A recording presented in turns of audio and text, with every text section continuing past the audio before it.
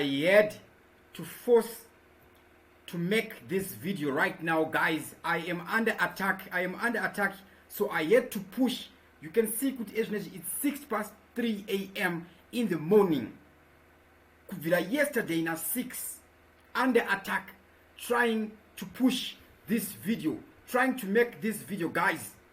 So as I make this live video, people who were planted, right, from the position and if we go to Seru, house number 1, number 2, and there are people there. Then opposite, if we move to the right a bit, there are people there. Okay, and all these people are sellouts. And to all these people, if you are watching this venue, check. And enough respect to everybody who is watching us live, guys. Yes.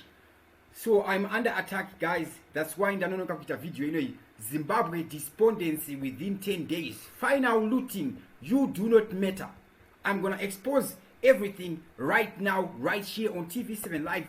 What is going to happen within the next 10 days? I'm going to expose this evil plan, what they are going to do before they even do it, so that when you see it, you will know. Right now, a lot of people will not believe what is about to happen in Zimbabwe. But when those things start happening, you will believe these things. Now, guys, this is an exclusive. Now, to those prophets who watch my videos and give people as prophecy, and spread the message, spread the love, but stop fighting me. Ukalaondirwisa manje wa evil. And iba content monyebezera ngezviprofita. It's bull. And andibofenda kambutaura kuti ndimi anani. And ibai bull.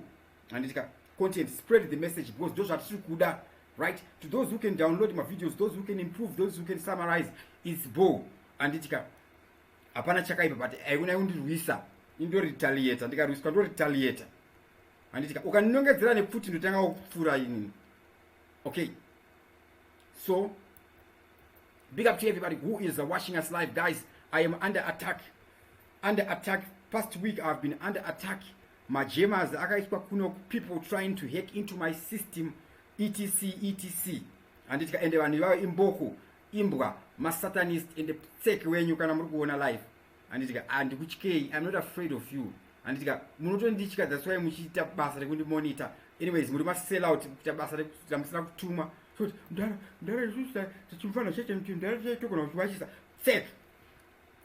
anyways, guys, something is going to happen.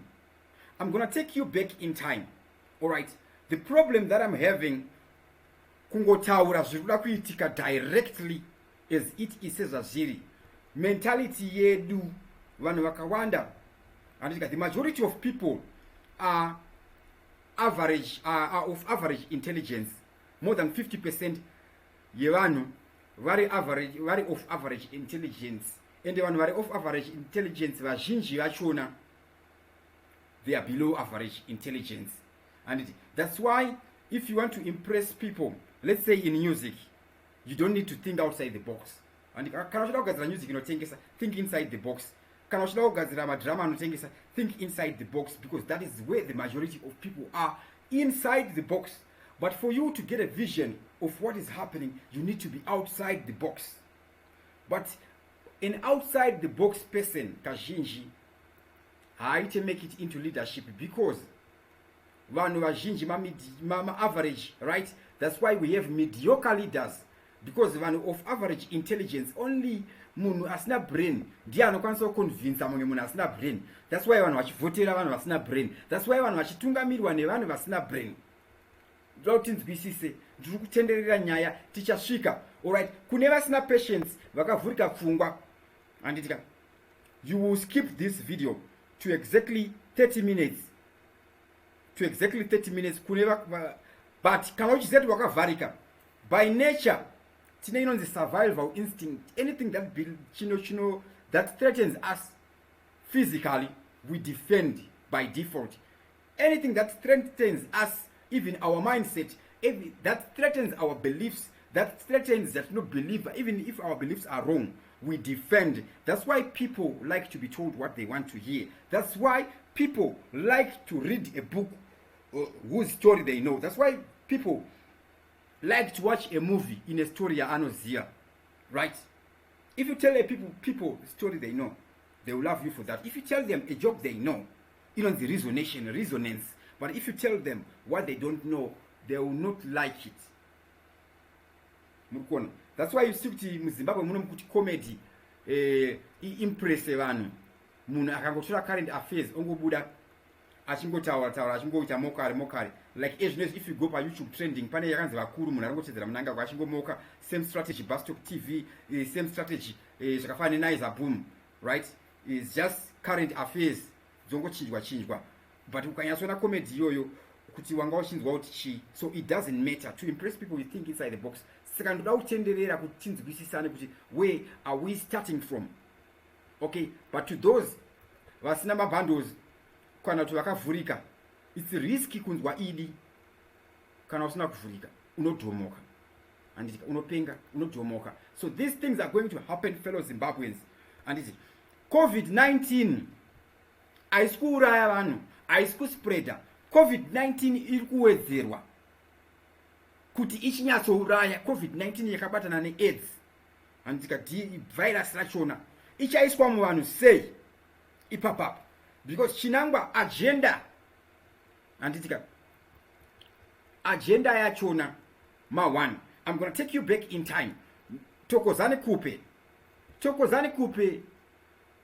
pamwe dai tangira yakawina election. Tokozani Khupe nasanga dai vice president we Zimbabwe. Anditika asi Tokozani Khupe akagara angori Tokozani Khupe achita zvaaita, right? Mu politics, whoever is leading us akapinda mu position aine agenda, whatever their agendas are. I'm going to take you back in time so that you can see kuti I have always been doing this. I have always been exposing people. I'm going to take you back to this video. I'm not going to play it. I'm just going to read the title and you see the date. And it's video yakazi Mugabe full is set up. This is February 6, 2015. Right? Then I have to write out Mugabe ayende. They didn't see because the fall was a setup. But why was the fall a setup? Fall. And if you play the video, my steps are going to steep akadzikisa, right? Carpet yangeka unyana. Then pano donano sumuka fast. Meaning kuti kana dai kudona kwekurwana say akasumuka fast. Question yataifana ngiti chivudza yangari yekuti say Mugabe akaitwa setup kuti adoni. People didn't see what was happening then. And they did not see it. Right? Morgan Changirai. Tinozadai rwara akapoizeni akauraiwa. Asi Morgan Changirai akauraiwa nani? Uye akaurairwiji. And we go to this video again. I'm not going to play it. I'm just going to show you the title and the date so you can understand. And if Morgan Changirai had not died, would he be having as much hype as Chamisa today? Dai Changirai asina kufa. Angadai aine hype yakafana neina Chamisa nasiri. And don't get me wrong, and Skuti Chamisa and Yakaura Changirai. That's not it. Definitely that's not it. That's not it. Ndavandadaro because and Skuti vanhu assume kuti ndikuratidza on video kuti vanhu vafunge izvozvo. No. I'm not saying Chamisa killed Morgan Changirai. This is the video. And where are you now? Okay, this is it. April 5, 2018. That is 2 months before the election. If Changirai had not died, would he be having as much hype as Chamisa is having today? And I have to set it clear. I'm not saying it's Nelson Chamisa, and it's not. Ndikudaro to clear the mind here, vanhu vandaita preempt kana kuti masellouts anoshandisira vanhu psychology kuda kuinfluencer vanhu, otherwise vachitwista information. So don't twist this information. Dangoti dai Changirai asina kufa angadai aine hype ya ina Chamisa ezvinozvi here? The answer obviously is no. And the answer is no, definitely. And Nyaya itiri kusvika. We are going today. There's a link. Mugabe adona, Changirai adona. There is a link. We are going. Tiri kusvika. Kwatiri kufanira kunge tichisvika, but ndoda kutenderera so that you understand. That's why I'm showing you my videos ekudhara. And if you look, most of those things, and I said them before they happen. That is why now we are having vanhu vanotosviti maprofita vanouya paTV7 live voona mavideo. And vanhu vanotosviti maprofita vanouya pachannel voona mavideo vaudza vanhu vachiti zviprofita ibho. Anditika but vanoda kuti ndife futi kuti vanhu vasazvizive. Manje ndikafa manje munozoba kupi? Anditika uye ukava nepfuti ndokuita pfuti usati wandisa pfuti waiziva. And uchala pfuti inoshuda ine mabara chaichai, pfuti yekuhondo. Big up to everybody who's watching us live, maiziva. So be very careful. Kana uchitondikitisa uya nasniper atondiro ari panze nezvimaningirikini nezvima-infrared camera. This video said breaking news. This is September 2, 2017. I do a video yakanzi said breaking news. Changirai left with 6 months to live. On the 6th month, he dies. And of course, it's news. This kind of you can never know. But I said it, and it happened, right? So my point where I'm getting at, the kuti, if you are an out of the box thinker, it's very difficult to convince people who think inside the box. And people who think inside the box, ndo wakawanda. People who think inside the box, they are the majority of influencers, of influencers. And this is like an influencer anyways. Okay, so you see, when somebody gets on YouTube, when they get on social media, gets into the news business, it's all about making money. Apana anoda kumangara idi, nekuti idi arina views, idi arise mari muhumwe. That's why you see my journalist akawanda, they would rather not focus on things that matter. Even if it means vanhu vashita kuti vanhu vasafe, even if it means the news dzakacheta kuti vanhu vamame, anditika anodzibuditsa dzakadaro. Okay, anodzibuditsa dzakadaro, and that is very, very selfish to an extent yekuti vamwe vanonyebera kunyaya zvichisafisa munhu wese. Anditi Changirai left with less than 6 months to live. This video I did it September 2, 2017. Tichibudisa nyaya yesuccession yaChangirai chichaitika. Changirai achirwara, vanhu vachinorekodha, vanhu you know why chichakazolidwa kuti Changirai azo appointa Nelson Chamisa. Nelson Chamisa anga adyiwa kucongress MDC seanga adyiwa, and vanhu vemastructures vakagara vasingatombomudi because vaida mari, vaida power. And is Mupati imomo. That is 2017, and everybody knew it. This is not new news. This is not a surprise, right? Mugabe adona, Changirai adona, right? Somebody was engineering that. Who was engineering? That person is still in control today. And what is going to happen in the next 10 days in Zimbabwe, fellow Zimbabweans, you will not believe it. You will not believe it. You will not believe it. Okay, there is a plan. Don't worry, Zimbabweans. I'll tell you what we must do. This needs every Zimbabwean. Every Zimbabwean must be in this. Every Zimbabwean right now. Mapurisa, Masoja, Manesi, every Zimbabwean are singly related to Nimbafa, Arusafra. And it is. Uye, avanetse kubita fellow Zimbabweans. And it is. Ukaona munhu asvika pa level rekuba ana brain. Ukaona munhu asvika pa kuba mari ye COVID-19 chaichai are desperate. Ukaona munhu asvika pa level rekuba ana brain. Akazosvika pa level rekuba zvecovid-19 ari desperate or imisdirection, pane zvihombe zviri kuitika kuita kuti uite misunderstand, kuita kuti ungofunga kuti hamatsaga aringotora zvakapusa paine zvakakosha zviri kuenda, zvakakosha zviri kuenda, zvakakosha zviri kuitika. Yay! Guys, enough respect to everybody. Big up to Roni, Colin, Gift, Gunende, Zenzo Cabo, guys. As soon as I finish this live video, guys, please download the video. Mono upload the platforms because I may not be here forever. And carry this message. Carry this message. Spread this message. If you love our nation, spread this message. Ngatimbomirei zvekuita competition, ngatimbomirei survival instinct yedu yekusara kupuruvwa wrong.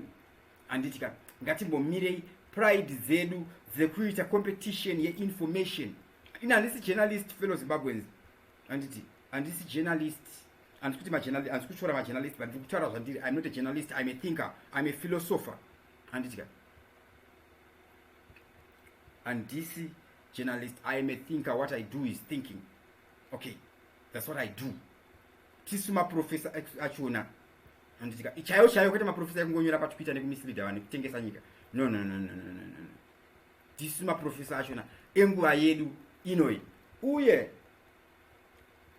age. Anditika age chinhu chinonzi zera. Kukura kuwedzere intelligence yemunhu. Anditika intelligence yemunhu inomira kuwedzera kune nonzi crystallized intelligence, I think at age 30. After 30 hapana. Anditi and IQ yemwana inoshepwa first 7 years. And saka that's why muchiona kuti kana mwana ari dofu ari grade 1 anopedza form 4 ari dofu kuma academics. Uye udofu kuma academics azvoti idofu social science. Mufanzwisisa idofu ku academics zema imperialist. And but kana angori dofu anongokura ari dofu, anongochinjeta dofu rakura. Wanditika kana munhu anga ari dofu ari mwana wechikoro, nyangwe akaita prefect anenge ari prefect dofu, akaita minister anenge ari minister dofu, akaita councillor ndi councillor dofu, akaita chief ndi chief dofu, akaita president ndi president dofu. Mukuona anongoramba ari zvaari.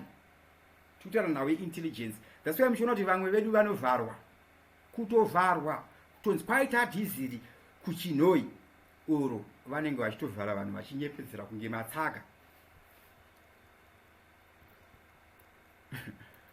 So how then do you discern? Tiri kutaura mavideo ataibudisa tichiratidza kuti what is going to happen, right? Ezvinezvi tiri pama1. Tiri pama1 because watiri kufunga kuti ari kutisunungura. Anditika anditaura zvachamisa, ndikutaura mumwe munhu ende ndikutaura zvachamisa because vanhu vanonamata saka vakanzwa unge munhu uda kunipikisa vanobva vati hatichaone video yacho nava vachaone message kusvika yapera. Anyways, varikuda kuziva kuti chii chichaitika in 10 days uye toita sei, varikuda kuti vasina patience dzekuda kunzwisisa nyaya. Anditika apa ndikutraya kuda kuconvinsa an ordinary mindset. Ndosaka ndiri kutenderera nenhau yekuti mabhonzo information yachona kuti uzvione hauzvione. Anditika but regai ndikupe hint fellow Zimbabweans. Now I say kwanditaura zvamutuli panapa, anditaura zvamangudya panapa. Anditika haisiriyo nyaya yandiri kubudisa pa 30 minutes. Anditi asi dai mutuli ng'ube aida vanhu vemuZimbabwe. Anditika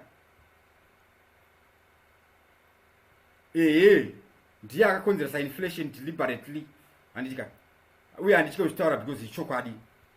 Anditika uye kana achika kuzvitaura ari kusvikire chii.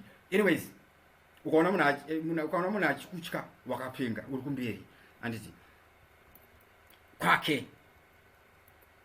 Anditika asi isu tajaira kurumbidza vanhu. It's only in Africa kwekuti munhu akaita minister akuda kutonamatwa.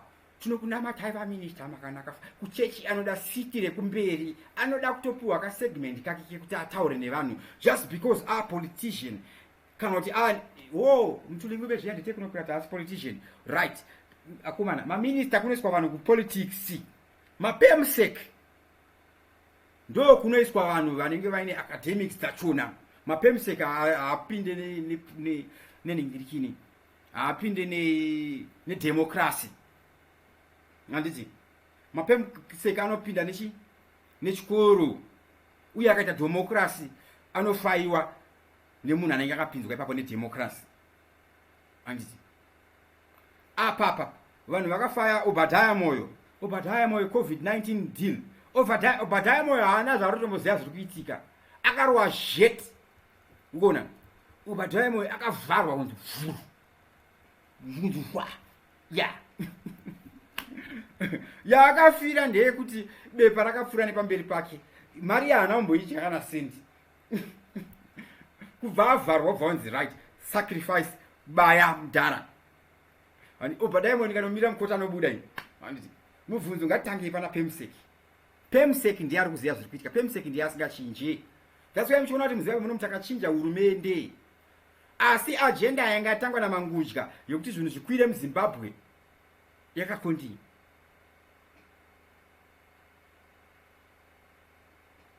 Po vazoya Mtulingube vaitika zvakaitika, vada kufaiwa. Pane akati mukafaya Mtulingube boys zangu magwane enyu. Manzwa magwane enyu. Mukuziya kanyu. Chokona ngouya ikoko.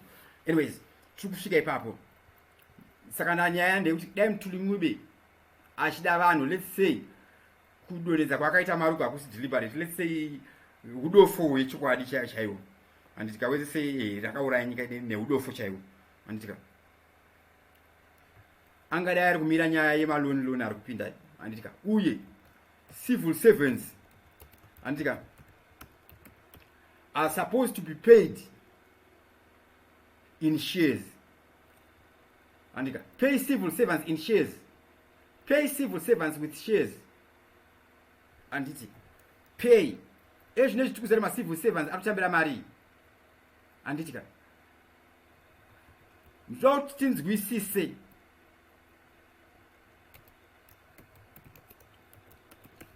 ndakundikunyora apa kuti ati maacademics vafana vari kuona. Handika torai zvinhu izvi, expand on it.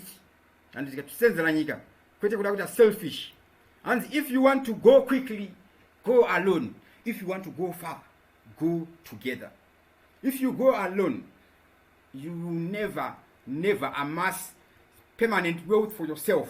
To those sellouts, you are busy selling out right now. You are thinking Murusira inheritance vana venyu. Let me tell you something. They will be left with nothing. Because after they are finished with the masses, the people of Zimbabwe, they are coming for you. They are coming for your children. They are coming for your grandchildren. They will keep on coming because they are afraid.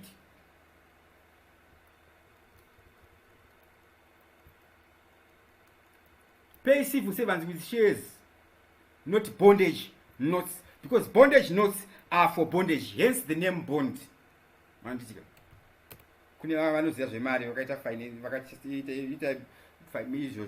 Anyways, they never teach you about money, those guys. Pay civil them to limit back with a massive servants in Israel, for finance, and that's still deliberate. And it angadai Arkua Badara. Nima shares, nima stocks. Are fungible. And it's as but Arkua Badara nima bondage notes. Right? Anyone I'm going to trade iko keshichi vanotorerwa wamari, because those guys, they want control. What they want is not your prosperity. Well, I'm going to expose the guys, don't worry. It's not your prosperity what they want. They want control. They want power. They want everything. And it's avadi kuti ungofa very fast, because ukafa very fast vanosara vasina. Saka vanongokupa zvishoma kuti kwete kuti ugute, kungoti uite sei urambe uri mupenyu. Okay. Tukuita tichionesana ndika. I'm going to come back to TV7 Live and ndika. We did videos. Mnangagwa files image. Britain loves him. He protected the white farmers. And it's a video 2 years ago. This is before election. We did another one. Why the British want Mnangagwa to win. And then I kuti susu atifunge tinongofunga kuti Britain ndo ichatikomborera ndo ichatiponesa sanctions ndo titambure. Fellow Zimbabweans, the entire Africa, there is no one single prosperous nation. We are all under sanctions. We are all under sanctions, and it's not intention ya anybody to let anybody prosper. Now it is up to us to root out the sellouts, to see who is for us, who was sent kuitira kuti anyang'anye. Saka ime munofunga kuti hanzi ndakanzwa vamwe vachiti kuri kuti kaku military amisha inovhumizwa nani. Unoswera kwa United Nations vashudwa vese very fast. Unai zvakaita kuirani, kuiraq, kuafghanistan. Muno muchazo chikaime ku, muno muchazo.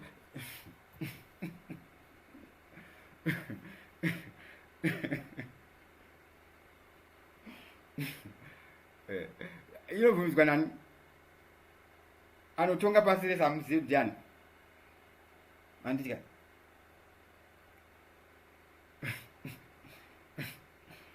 Uye ndo solution here. Tokudzosera back pa independence. Kuti takata independence 1, zvanzi Mugabe wewe ita reconciliation yevarungu. Tikataza kuti reconciliation mushona nemudevere nanasi.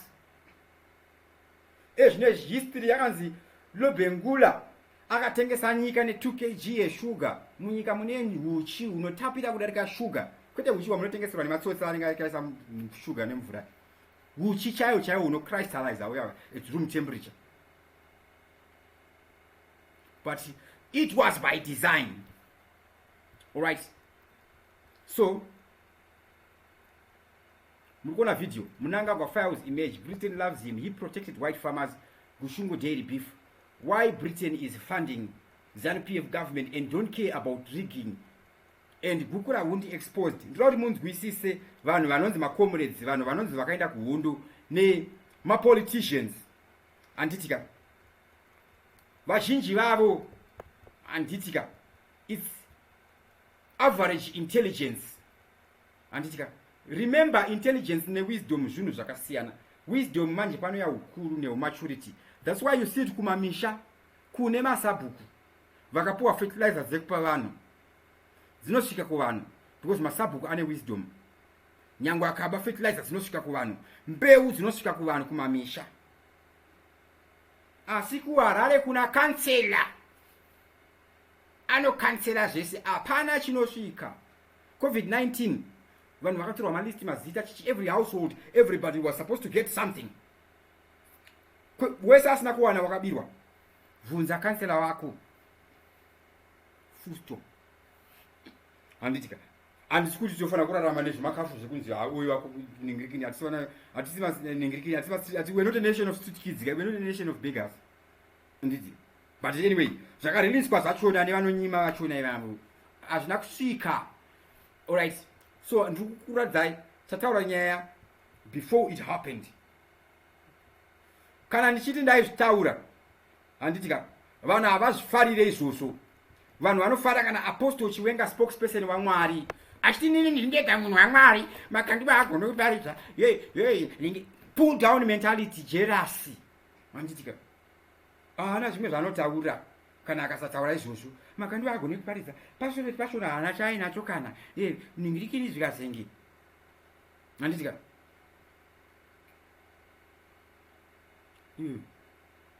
fesi wewe ombonyemedzera kunga ashungurudzwa ari pana First Street pai. Handitika pose accident anogona kunge akafeka futi. Handiti ndo vanhu vandachita ndati anogona kunge ndo vanhu vandachitaura kuti vanhu vanoita zvinhu zvinosafisa nyika yese. Kana munhu achitokwanisa kuenda kunochekeresa munhu kun'anga mheni munorambira munhu sei kwemimi nenhau yepoverty yesufferation. Handiti vanhu vakawanda maheta evamwe vanhu emanext door avo ehama dzavo. Handitika that is why taura kusvika pa 30 minutes. That is why vachirizoneta nemunhu anoheta kumuchato wamboona keke rachona here. Kune constructive criticism aiwa yakanaka ndo yatiri kuita pano inovaka nyika. Koita criticism yekuda kumanipulata vanhu nepsychology kuti iwe unoita nonodena woita play the victim. Asi iwewo ndiwo uri kuita zvauri kuti kana vazokupindura vanhu wotanga kuti ari kuti zvakati iye haana kana chaainacho ari kuti zvakati test of your own medicine. Fellow Zimbabweans, right? Tikuona nyaya Thokozani Khupe. Who is Thokozani Khupe? Andika Thokozani Khupe. Andika 2018 February 26 I did my video emazitema political party tichitaura anditi vane nharo vachita nharo Thokozani Khupe Chamisa tikati ngatange pati nyowani. Sei asina kutanga pati nyowani tichapapindura ipapo anditi. Anyways, let me take you back kuma videos TV7 live takabvira kudhara tichita izvi tinotanga izvi nezvi fellow Zimbabweans anditi Chamisa latest news today. Khupe Mudzuri exposed we are in politics to make money. Streamed live February 26 2018 34,000 views only. Asidainetara zvemagaro ipapapo anditika ingadanga ine 340,000 views anditi tasvika pa 30 minutes. Right, ndikudhila ne 2 minutes watatanga kutaura nyaya what is going to happen in Zimbabwe within the next 10 days or anditi ngatimbodzwe kuti Thokozani Khupe naMudzuri vaiti chii. Remember ndati dai changira yakawina kuita president. Thokozani Khupe angadai ari vice president. Thokozani Khupe vanhu vakuzongoona ma-true colors ake iye zvino nekuti angambobudiswa mumari here kana kuti it's by design. Yeah, thinking outside the box. But when you think outside the box, you will not resonate with a lot of people. Let's hear kuti Thokozani Khupe ari kuti chi apa ari ngoti tiri in politics kutora mari inzwa munzwi. As a stepping stone, so that we create a conducive environment where those who want to do business will do business in their hand. I personally, I love it. You don't have to do it, but money can only be good when you have money in your pocket. Because that's this. We are all here because we want money. Without money, we cannot go anywhere. That's because we have. We are in politics because. So, Thokozani Khupe statement iroro chete reuti ndakapindura politics mari anofanira kusungwa obva abhanwa kupolitics. Asi pana anomuendesa kukoti here. Isu takaendesa kukoti vamwe anditika ndikaendesa CBZ kukoti biti ndiyanga ari lawyer ushaya kuti anditi ushaya kuti what how is it working. Saka unzwa kuti ningirikini wepati iri kunzi kuba ZANU-PF lawyer wake ndewe MDC. Ndoti munzwisise kuti kana munhu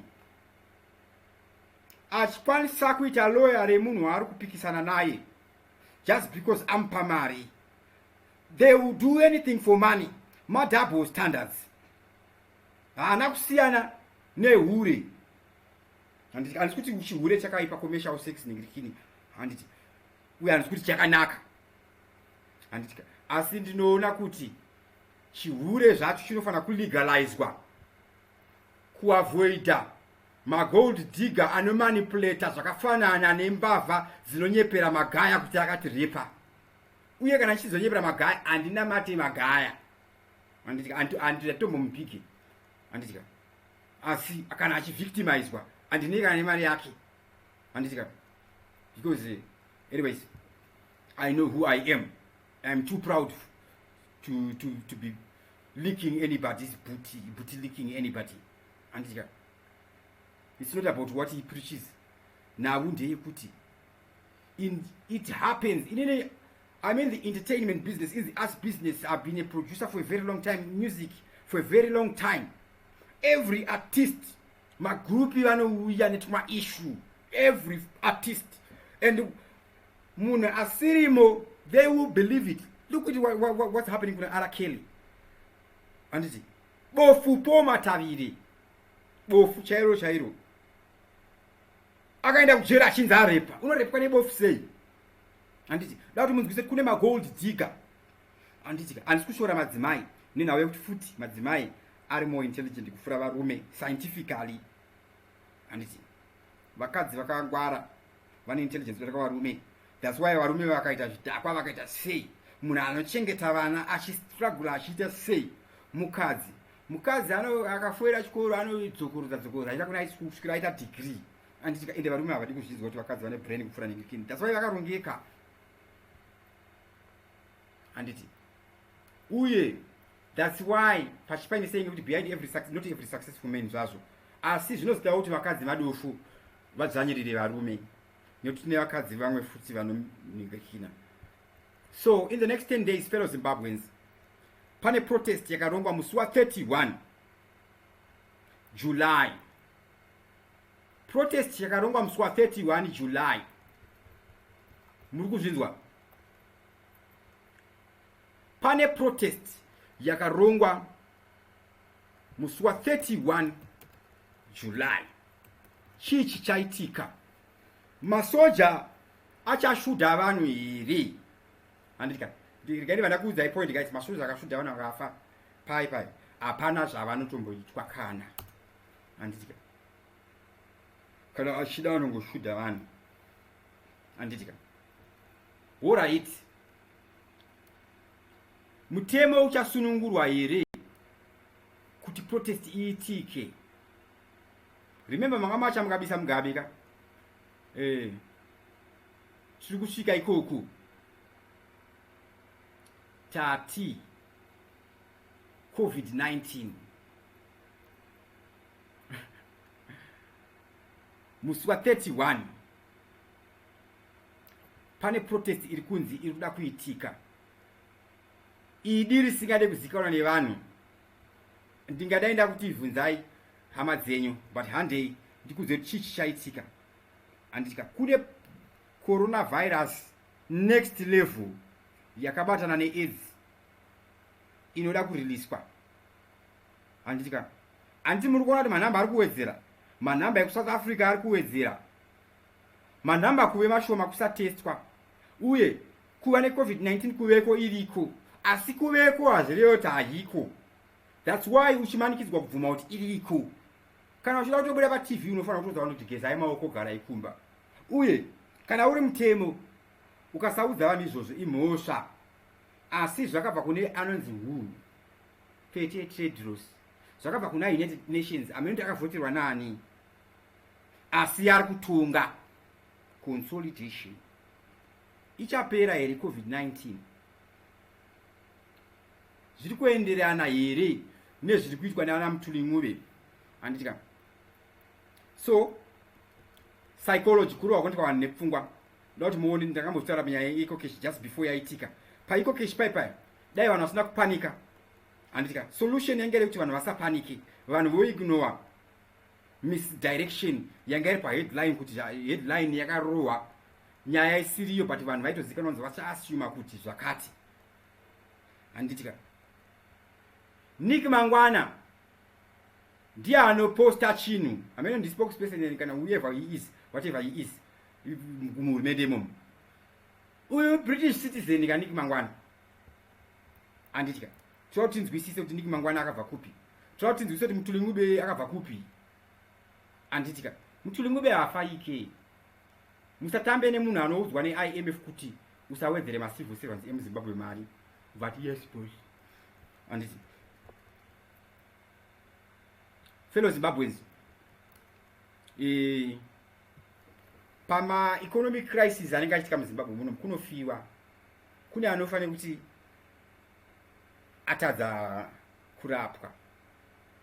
Handitika indogona kuti handitye kufa, indotya kufa fellow Zimbabweans. Handitika ndikavapana ndikamamiswa munona ndanyarara. Handitika ndikukudzai, but I'm sick and tired. Handiti muri kupanzwa papa mukauzana ndachinja vhangeri muzwa kuti pfanha akamamiswa. Handiti ndinoda kuti muzive kuti panoitika mafinancial crisis panofiwa, vamwe vashayiwa chichi panofiwa. tikatira kuti munzwisise kuti ini ndiri munhu wani handina basa. I do not matter, and all of you also don't matter. Handiti ndiro kuti mugare mapanzwisisa ipapo. Handiti already ndasarwa ne 2 years ndakarohwa umo. Kana chikurohwa ndikuda kuti assault man andi. So fellow Zimbabweans, ndiro kuti munzwisise zvikuitika agenda. Handika agenda kune vanofeka maabduction vachida kuita mari netuma organization vari cool imboka dzevanhu. Handitika selfish, kutsafisa mumwe munhu wese for your own agenda. Hauna kunaka, uri evil. Fapana, handiti tovabuditsa. Ningirikini abductwa. Indogona kumutreka nyango foni yake yakadzima. Ndokubatsira here una vanhu vashaya interest. Handiti but because vanhu vanenge vachienderana nezvikutaurwa. Handitika vanhu vanenge vachitenda nezvikweni zviri kutaurwa. Kune vanochengeta nyika inoi vari pamusoro peconstitution, vane natural rights. Handitika ukanyebera vanokutora vokumamisa. Handiti and hauzivi kuti ndanani havasiriwo third force variko.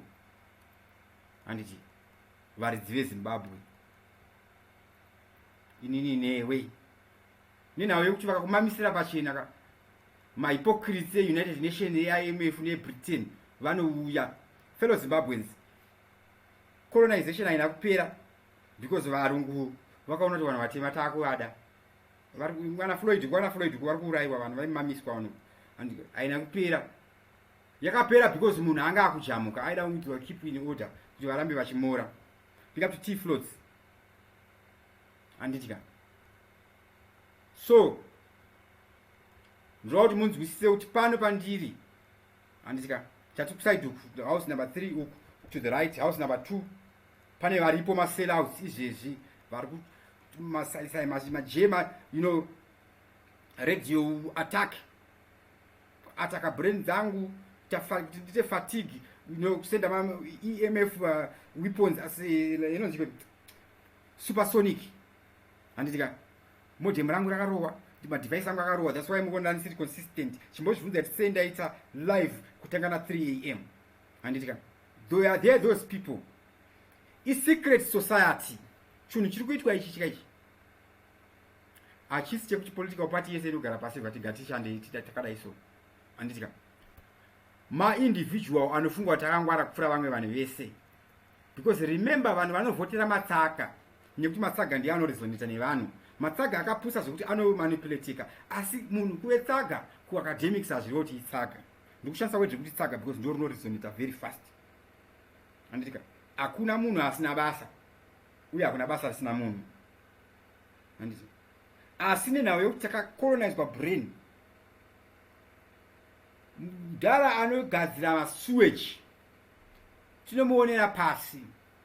Toilet yako ngaiblock yonwirwa nedhoti uone kuti matanyeni akakosha sei.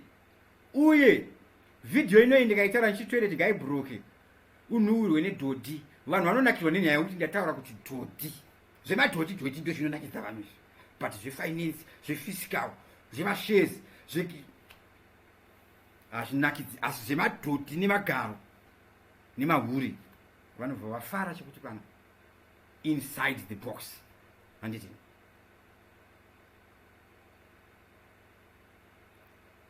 so I'm not here guys to manipulate you. Handitika I'm a very educated person. I know psychology, social engineering, all those things.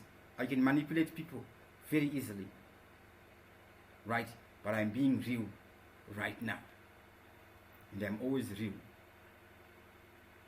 Uye, what I studied didn't give me any brains, but it would me no, it's all nonsense. Then I pushed it aside, right? So tokozani Khupe kubuda achara kuti kuda mari anofana kutosungwa mbavha fraudster mukoti. Sei asiri kuendeswa kukoti? Sei ari kubuda achara nyaya yeharvest, about harvest house. Handitika Nyaya ndakaitaura 2017 2018 tokozane Khupe ngatidzokerei kumavideo futi handitika sei zvisina kuitwa action ipapo after ndambotaura kuti tangirai asarwa less than 6 months kuti afe handitika nhau iyoyo inoyamire kuti ndogona kutongosungwa inozivi wakaziya sei handitika but kuri kunziwo mupolisi medu vatengwawo handinongosungwa nenyaya isile handitika pane nhau February 8 2018 how G40 is misleading Mnangagwa with this stage the picture okay now apa ndiamai mujuru apa nditokozane Khupe nevamwe varume veZANU-PF vari kuCape Town vari kuita meeting yeyi February 8 2018 anditi now yemapolitical party mari dzemapolitical party allocations yange isati yapo because munhu allocate mari zvichienda nekuti mawina mamembers akaita sei muparliament handitika ende time yacho ndanga yapfuura mari yakunetsa izvinezvi zvinhu zvekuti vanhu vaigona kuzviona beforehand handitika ndoti munzwise kuti mablanda akadai so akaitika mupolitical party handitika muine vanhu vasingade kusiya zvigaro vasina brain ndoti munzwisise kuti kana kuMDC kwakaitika blanda yakadai kuZANU-PF inoitika futi mugovernment inoitika futi handitika so neblanda idzi munosiya nyika ichienda muri kupaona apa but information iyo yakabuda right 31 July protest chiri kuitika kune mukadzi anonzi Fadzai Mahere anodiwa chekuti pano akamira ari independence last election iye akanaka chekuti pano haiwa kunaka akanaka atikamborambe but ndina mati vanhu vakanaka asi ndiro appreciate vanhu vakanaka uye hakuna munhu akashata futi asi kugeza kwakanaka chete handitika Fadzai Mahere anonzi baba wake vanga vari pemuseki muhurumende yeZANU-PF ava iye spokesperson weMDC alliance handitika haana kuvhotirwa kuenda pachigaro ipapo hapana democracy asi nenhau yekuti akanaka anodiwa nevanhu akavhotirwa nemunhu akaendeswa pachigaro nemunhu anodiwa nevanhu vanhu havazvipikise izvozvo handiti isatiziye agenda yake kuti akabvirei akabva ukaine agenda here kana kuti akangoya muagenda vese part of agenda system yese handitika ndati mutuli ngube kana chida vanhu ngavatambise vanhu nemastocks nemashares handitika kana maactivist achida vanhu nemaopposition achida vanhu ngaamire kuita maloya ivanhu vanodzvanyira vanhu uye udzai vanhu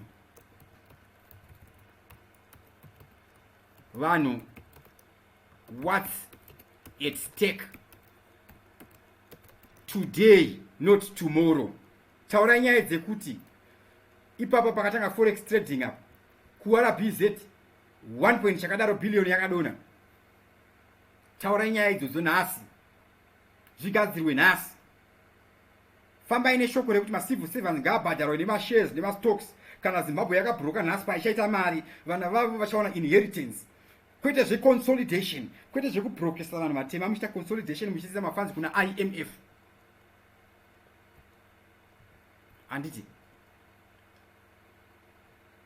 Fadzai Mahere aita post statement on 31 July protest inonzi reverse psychology izvi hazvingoonekwe neordinary mind uye kuva nemind isiri ordinary hazvirevi kuti hauna brain isocial engineering ingori field remunhu kana munhu asiri kuziva masciences hazvirevi kuti idofu kana asiri kuziva medicine hazvirevi kuti idofu medicine inorapa munhu kana arwara asi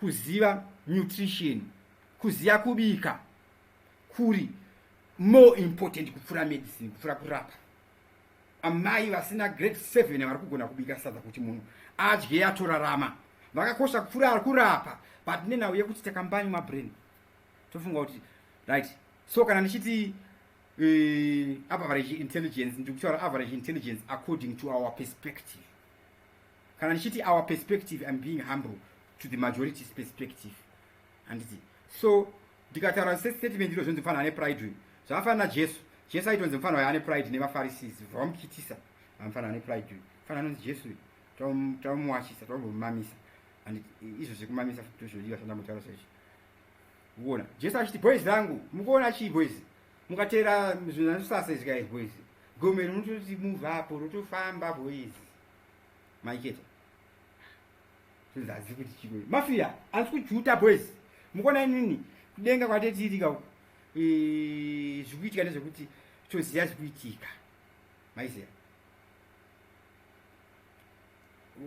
so anyway bhaibheri rine interpretation yainaro isiri inoitwa nevanhu vakawanda asi vakawanda vanobva timufanira kutaura nesling jesu aitaura nesling here jesu aitamba nemahure boys toti munzwisane jesu aitamba nemahure negenga rembanje rebhurongo madrug lord mataximan anonza nefesu mufutu yokukwira mutu zakariyasi yes darake whatever they call it and jesu aitamba nemahure ana mary magadalini chichi nekuti ndokwakuine vanhu achitaura anzi kune mumwe anozi I became like the chakadaro to be chakadaro I became kune vaya maprofita anoba uyai but musandirwisi mungada ndirwisa ndokushudha musati mandishudha unowedza nefuti ndotanga kushudha iwe andika statement on 31 July protest inonzi reverse psychology hanzi ndoti mubva manzwisa kuti pese pari kubuda maembasi achiti tikuramba zvakati ngwarirai handitika hanzi it is with great concern ayo zoomika okay let me just zoom this thing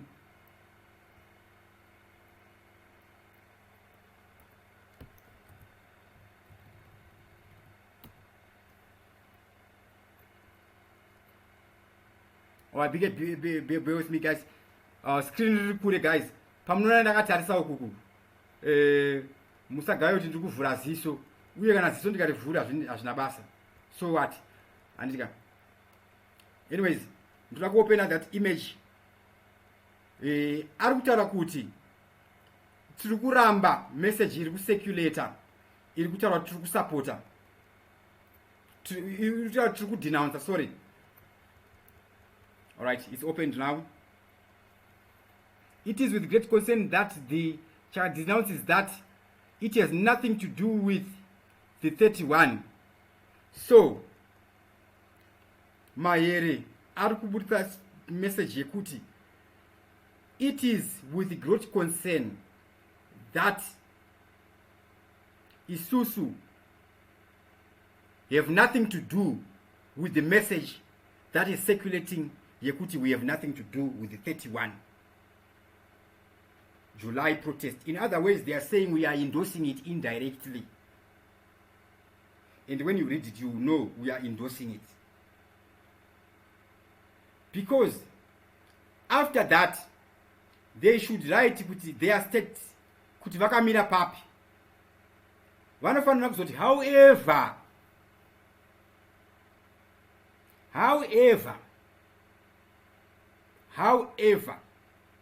isu takamira pakati ndoda kuti tinzwisise nhau iyi inotidzosera panhau yenovember march yakabisa mugabe yaya position yanga ina changirai aitorwara before tichitaura kuti asawana 6 months apo anditika aisakwanisa kusapota kana kuramba pane nhau dzaitika futi vanhu vachida mutorera power vachitoita sei vachimunyebera kuti uyu ari kuti zvakati anyways pane nhau yekupoison wayatambotaura paipa tichitaura ndena akapoisona munhu anditika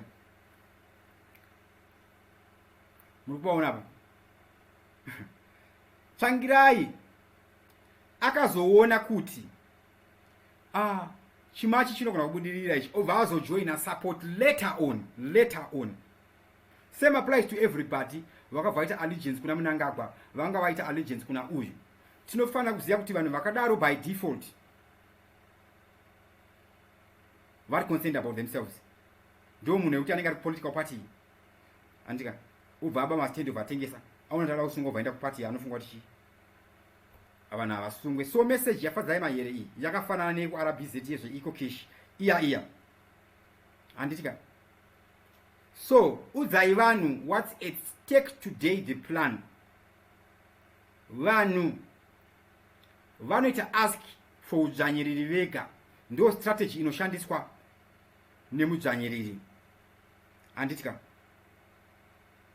munonobisa mugabe mega rate 1 to 1 US ne bondage note bondage inotiraudzwa una Mangudya achidhila nevaidhila navo vatomuudzwa ita zvakati handitika president haana basa munyika. President anenge asikatozive zviri kuitika, anenge achiudzwa zviri kuitika. Vanhu vane basa munyika maminista. Handiti so muZimbabwe takabvira pana nyaya parenyatwa achiramba kufaika. Paipai pakazopinda masoja mumahospital. After parenyatwa airumbidzwawo parenyatwa, David parenyatwa hospital ikatopuwa zita parenyatwa kusvikira pakuti mwana wake tsvarakadenga inonzi Ruvheneko yaye yakatodiwa nevanhu. Handitika parenyatwa zvakazenge kusvika kuna vamakamba makamba zvakazenge. Handitika tikaona zvakawanda zvasingakwanisa kutaura panapa. Handiti vateti chizvikuona ina handisindeka nechizviona kune vakangwara unodarika boys. Handiti the reason why intelligent people are isolated zvinonetsa kuwirirana navakawanda because havanzwisisiki kana vachimwe anopenga uye mamanipulator akangwara anoudza vanhu kuti anopenga kuti vanhu vasateerere idi. Handitika nhau dzevakavhurika. Kana mapoliticians nemaactivists achida vanhu nhasi, udzai vanhu what at stake today, now, not tomorrow, to direct attention. Fellow Zimbabweans, 31 July, protest the possible outcomes.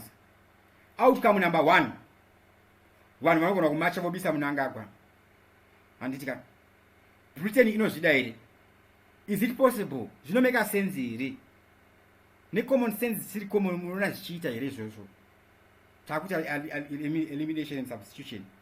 Handitika zvinogona kuti Mnangagwa ave power here 31 July. Number 2, panofiwa here? It's highly likely panogona kufiwa. Handitika number 3, tambura nyaya Obadiah Moyo akafaiwa zvaita sei?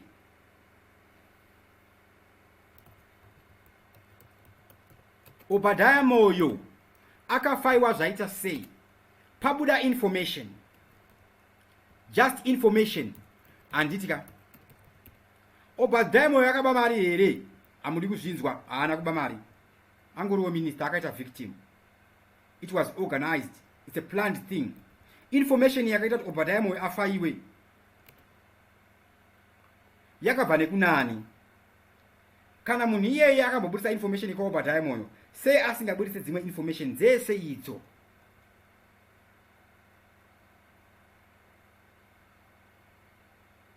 Sei akafaiwa ipapa? Obadiah Moyo akafaiwa because what is about to happen next, it has something to do with the health industry.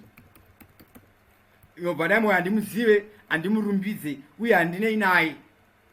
Handitika ndakatoshariswa yaradaita MP ine ndikatomuchoropodza zvakasimbarara because ndiona zvisina musureni zvokuti iwe uri CEO wechipatara wobva woda kuita MP. Ndiona zvisina musureni because kana munhu wamusivhusivha ndakabvunza kuti imwe kambani. Handitika but anyways, kuti tinzwisise nyaya yaObadiah Moyo chinoenda kuna Obed Mpofu. Obed Mpofu anga ari minister. Nyaya yakatomira kugara panengekini muparliamentary portfolio iyaya vachiti Obed Mpofu pawaitengesa maminerals mari dzakadisappear. Obed Mpofu akati no, inde andingori minister, ndaingonotsvaga madhiri. Handisi ndanyora marisiti, handitomboziva kuti zvinoti ende ichokwadi. Harisi department rake zvinoizva kuti kuhurumende nevanhu vari permanent ana PMSEC nemadepartment iwayo. Handika minister anenge anga ariko kumirira mapolitical interest evanhu, because minister anobva through democracy. As PMSEC ndiyafanira basa. Handika so it's a diversion. Saka vanhu vanofunga kuti Obadiah Moyo akafaiwa iprogress, asi mubvunzo ndikuti akafaiwa zvaita sei? Handika chozobvunza kuti Obadiah Moyo akapindire paminister. Handika pamwe akapinda because akashandiswa, because akapuwa nengerikini proposition. Handitika Obadiah Moyo akafairwei? Energy mutodi akafairwei? Who is attacking who? Vakomana veningirikini here Lacoste nevakomana vemilitary sezvamunotaura muchitaura vangarwisane here, vangarwisaniswe here neexternal force, pangaite third force here, vanhu here, iopposition here, kana kuti secret society. Obadiah Moyo energy mutore ari kuinformation.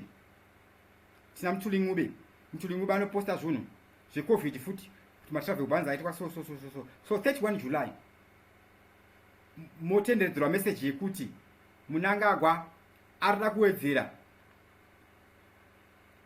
mitemo yekudzvanyirira vanhu kuti vasafambe paCovid-19, kuti vasaite protest. Reverse psychology. To those who understand how Mnangagwa operates, I understand how he operates. That's why ndikosaunzisa kuti sarcasm, aita sarcasm apanga taura zvokuti chituna chaiswa nengirikini ndikazoisa ruko munotonhorera wena andika isarcasm dzinoenderana nebrain level yake handika. So if you assume kuti Mnangagwa itsaga vana brain iwe ndiwe tsaga, let's say kubisa Mugabe yanga iri coup handitika coup haitwe netsaga, kana yanga isiri first coup handitika hazviitwe netsaga. Remember idi yanga dai yakapinda kuita vice president powa pambopinda mai mujuru bva wazoaustwa. Kana kubuda kwamai mujuru kwakainjiniwa naMnangagwa anenge asiri tsaga handitika. Ndikubisa nyaya yeku-underestimate anybody. Uye handisi kuti mugai, uye handisi kuti ari good for us, uye handisi kuti ari bad for us handitika. Ndikutaura nyaya yekuti paanoita zvinhu anotraya kuita opposite yezvinofungwa nevanhu. I understand how he operates handitika. Zvakafanana nepakavigwa chakasitari Mugabe avigwe kwazvimba handitika. Handisi kuti pane akanaka pane vanhu vesamti, uye handisi kuti pane vakaipa. Ndikubudisa a point, uye ndikutanga da explain sadabisa a point because vanhu misunderstand because vanhu vakawanda they think inside the box handitika. Mugabe kuti azovigwa kwazvimba ende akanyatsa kuvigwa chaiko inonzi hidden, ndokuvigwa chaiko manje hidden handika. Kuti Mugabe azovigwa kwazvimba yanga iri way yekuda kufrustrate Mnangagwa kuti retaliate ainde lose control. Remember zvakaitika paningirikini paclash yamudiwa naningirikini naStana kune vanoda nyaya dzekurwisana kwevanhu dzine dzekunetsana. One akagumbuka kubva aluza control, akangodyiwa because akagumbuka. So Mnangagwa waingoti ndikuita zvamuri kuda, what the family wants. So newspaper nene hautoda kutengesa headline rina reporter ari irresponsible anoresponda kuti Mnangagwa cease to pressure. Saka vanenge vanhu mofunga kuti muri kuwina hondo, let's say agenda yende yekuti abve handi uye kuti munhu abve anobviswa neelection, uye kuti vanhu abve neelection vanhu vanoregister kuvhota, voregister kuvhota asi zvinhu zvasataziya kuti tinovhota sei. Tichataura nyaya iyoyo. Remember that fellow Zimbabweans, don't worry, there is something that is going to happen, and just because I may not be here for long, I'm gonna say it out so that those who want to steal ideas can steal and do it, but don't do it to manipulate people. Do it with everybody. If you do it to manipulate people, you are a sellout, and be way masellouts kuti anoitwa sei munguva yehondo handitika. Still the idea, there is something that we are going to do. Solution now. Vanoda vanhu pusha kuti macivil servants abhadhirwa nemashares, mastocks, kwete nemari expire. Pushai for economic growth in real industry, not financial industry, because financial industry iri kupfumisa mabank izvezvi, financial industry iri kupfumisa ana old mutual izvezvi handitika. Remember Arab Spring 31 July panoitika protest, paitika protest poitika hondo ikaitika imimi ndimi munofa. Vari kuluta maminerals vanenge vane mukana wekuita loot more. Mobva maunzirwa UN peacekeeping zviya zvinoitwa neAmerica kana ichida kunoba fuel kumiddle east. Asi vakomana veku-American embassy izvozvi, so as we make this video vari kutoonawo. Handiti ipo paya vanonzi pane gold, pari kutsemuka tara, panonzi vari kuchera underground. Inhau yachabudisa iyoyo. Handitika saka munhu ezvino izvi ndati you will cry for your oppressor to come and oppress you. Bhaibheri ibhuku retsumo. Zvikanzi tidzoserei kuIjipita. Asi fellow Zimbabweans, we had to go through this period yekubisa Mugabe so that we know kuti nobody can deliver ourselves. If we do not hold our sovereignty permanently, it will go just like that. The whole of Africa is under fire, and my chances are past 10%. But fellow Zimbabweans, munhu mutema always excels. Kungava kusport, kungava kubusiness, kungava kuchii, kungava mukuimba. That's why achiuraiwa, achisungiswa. That's why vakasunga Bill Cosby nekuti ndiye best. That's why izvi zvari kunetsa R. Kelly nekuti ndiye best. Manitika. Uye izo nyaya dzekungoti Zimbabwe nenhau iti kuAmerica kwaita George Floyd, of course muwedu munhu mutema tinomira naye solidarity, but ngatimire nevamwe vanhu vatema vedu vemuno muZimbabwe. Asi kwete masellout anenge Dr. Magumbei anofeka maprotest. Handiti nevamwe vamunofarira manje ava vamusina kuona kana mapicture emaprotest achona, asi pane vasikana vamunoona paTwitter vari kubuda vachitaura nyaya yeconstitutional reform vane evidence. Handitika. So we must be very careful. Kana munhu adisappear, kudisappear kwake kunofevhera ani? Kune vanodisappear fellow Zimbabweans musina mbobvira mavaziva mumusic industry. Kune vanofa vabirwa masongo vourayiwa kumabasa nenhau yeuforomani. Kune vanourayiwa vanoroyiwa kumamisha, kune vanoroyiwa.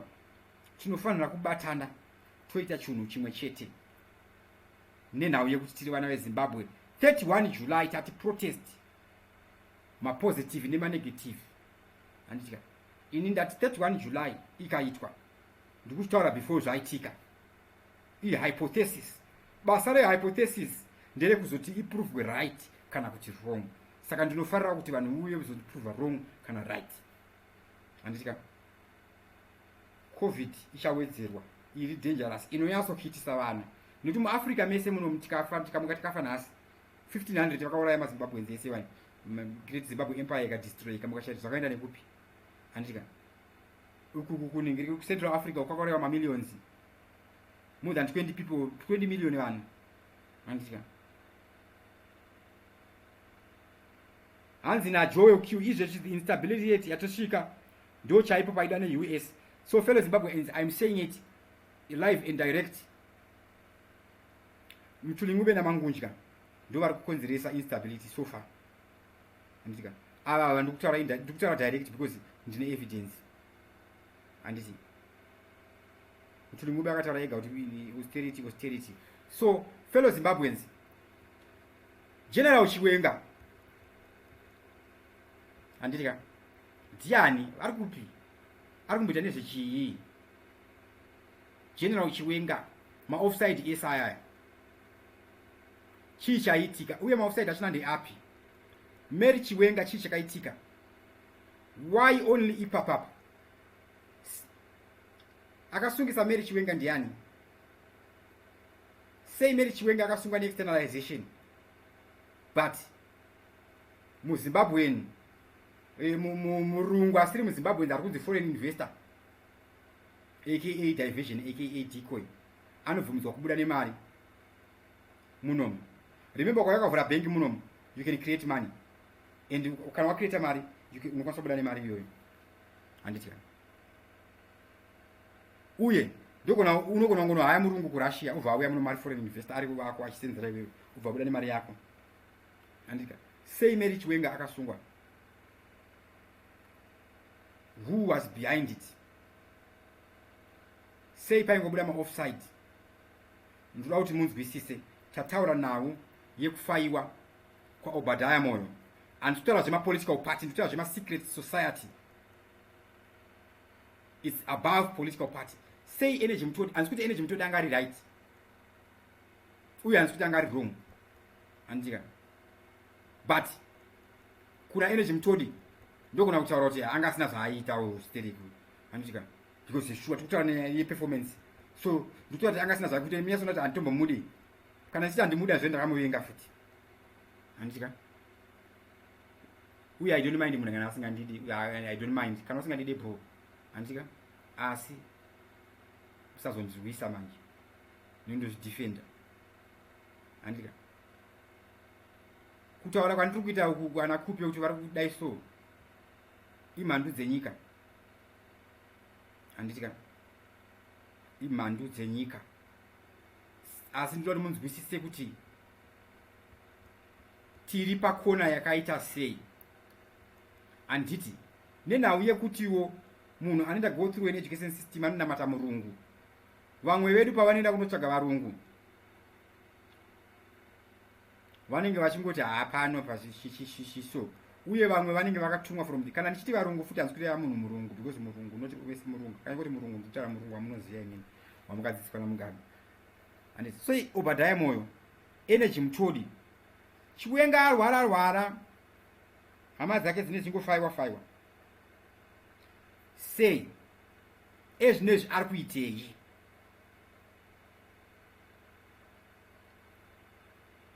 You see kuti ari kurimisa vanhu handitika, uye haana kundituma, uye handisi kumusapota, uye handisi kumudhisa, uye izvi hazvinei nekuita inonzi third force nevanhu kana kuti inonzi military, hazvinei neizvozvo. Zvine chekuita nevanhu isusu sema-individuals. Honai kuti chinotimba itsaga kana chiti tsaga asi tsaga, because mugai kupfuura vazhinji kupfuura 90% handitika, vanhu kuti tsaga kuti tinzwise ndiye ane development kumusha kwake kupfuura magai handiti, nenhau yekuti ane wisdom handitika. Intelligence newisdom zvakasiyana. Intelligence may be information, but the application of the intelligence ndo wisdom. Saka munhu chinoita kuti mumwe teacher, muri maticha mese, mumwe agare mu1 room achirara pafloor, mumwe agare mu7 rooms, inhau yewisdom, orowo inhau yekuti akarwiswawo vitamin of illness, of vita stress, of vita give up. So we should never judge people, we should always try to help people. We go far together. Number one solution, that's what we need to do, pay civil servants with shares. But right now, anditika tinema MP, tinema councillor, kana tikaitwa spare apa tikaona freedom, because COVID-19 haina kwairi kufa yakaenda, kusununguka kwemunhu hakufe kwakauya, COVID-19 haife yakapera kunge zvikuita flu. Anditika AIDS haichabhadhare, because munhu mutema haachabate AIDS nenhau ye-immune system yedu handitika. Uye hanzi kuti vanhu musanotestwa handitika. Information yandakuda kutaura iyi inotorambidzwa kutaura, saka inini handisi kuitaura ndichitaura, but ndikuitaura ndichiti inorambidzwa kutaura handitika. Saka kukada kuzobuda munhu achiti wewe waitaura information kune vanhu uchiti ndoda kuitaura nekuti inorambidzwa kutaura, but uchitoitaura iye achazomira mukoti achitaura izvozvo mhandu mutengesi, saka muchamuziya kana auya handiti. It is my duty to uphold the constitution. It is a duty to uphold the constitution of Zimbabwe. It is a duty. Duty ukasata follow your duty uchiziva imhosva. Ndinosungirwa kuuraya mutengesi. Ndinosungirwa kuuraya mutengesi neconstitution yedu handiti. Vakomana pavakabva kuhondo, Zanla neZipra yakaplay a part ikazotengeswawo handika, uye nanhasi Zipra haina kumboipa, asi takapesaniswa nevanhu kuti tisavake nyika pamwe chete, titore mavictim. Akamaka mundevere ivictim, akamaka mushona ivictim, hausi mugai, hausi history ende hauna kukwana handiti.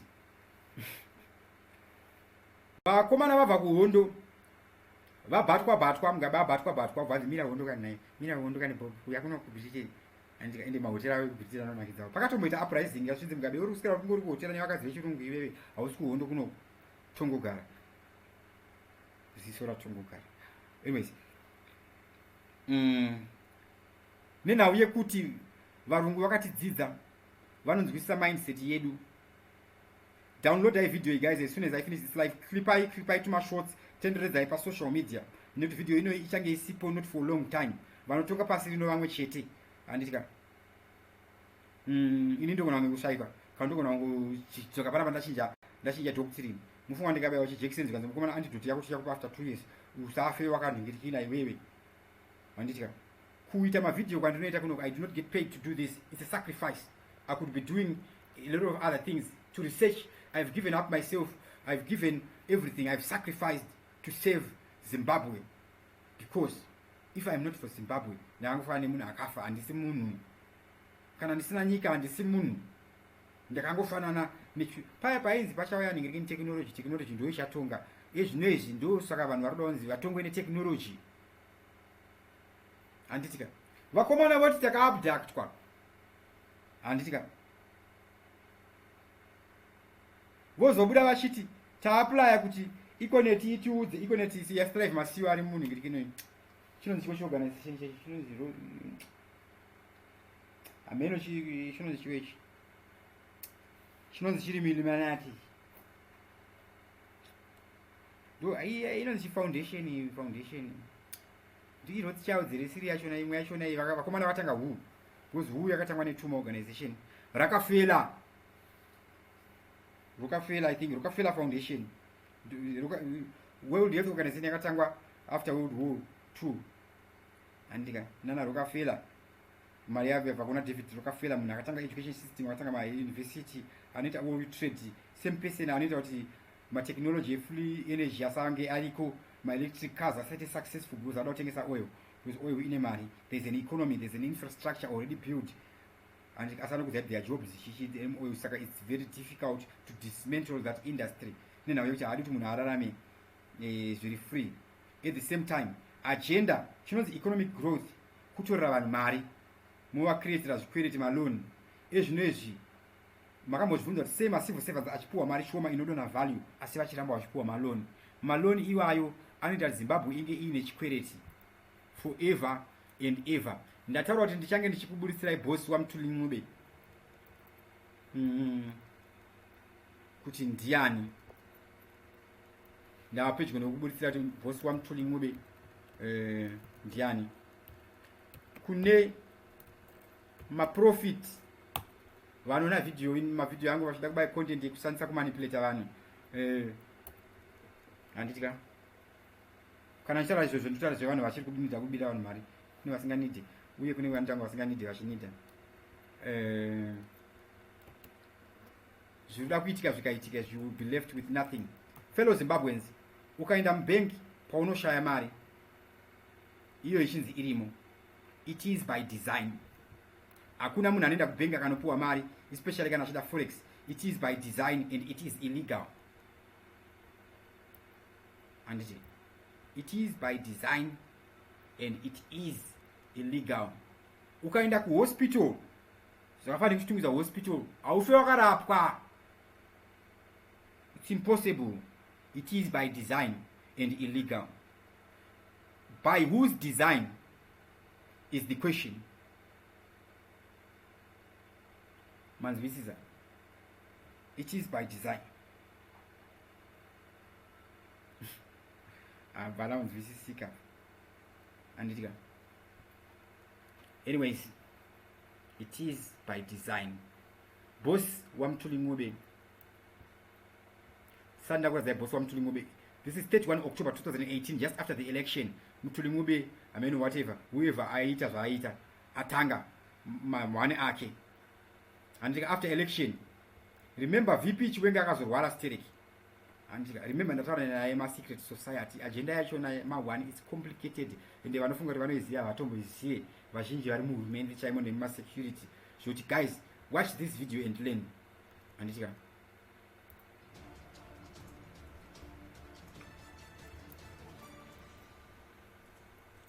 teererai kuti Chiwenga aiti chiya. Words of VP Chiwenga.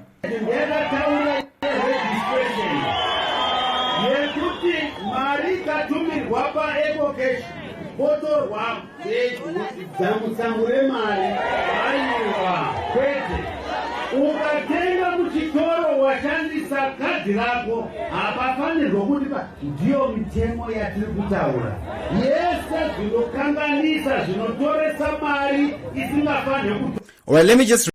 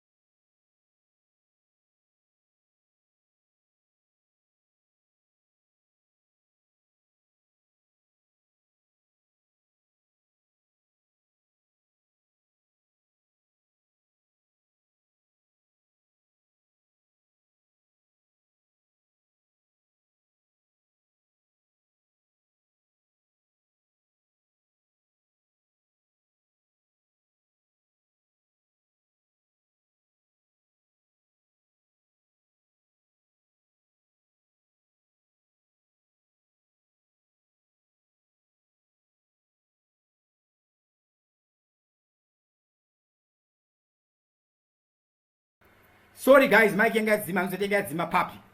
Alright. Apologies. I'm just gonna replay video ya Chiwenga. Now we are ndukutara ya bosi mtulingube. 2% mtulingube akuda kufaiwa. Andika. Lord munzi kwisise position. Chiwenga star wara. Chiwenga achizorwara. Ndichizotanga ini pa TV7 pana makutaura kuti Chiwenga akapweze mwane polonium. Zisati zambobuda mune ma hypocrites anotengesa news aya. Andika. Mukona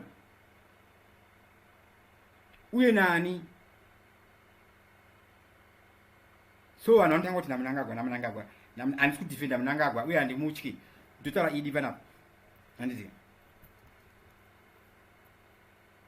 asi control munoitiswa control brain anditi uye alright tikusvika ikoko anditika ndinoda kuti munzwisise kuti 31 July uyu anditika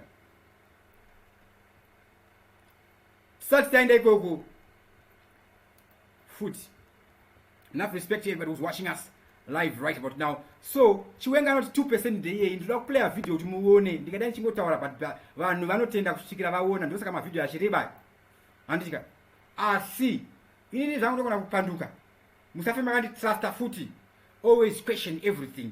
But panguwa ino ndiri pa ED I don't need kunge ndichiplaya mavideo yanga dai mapfupi ndichingotaura gaga muzani first yari pa ED uyu.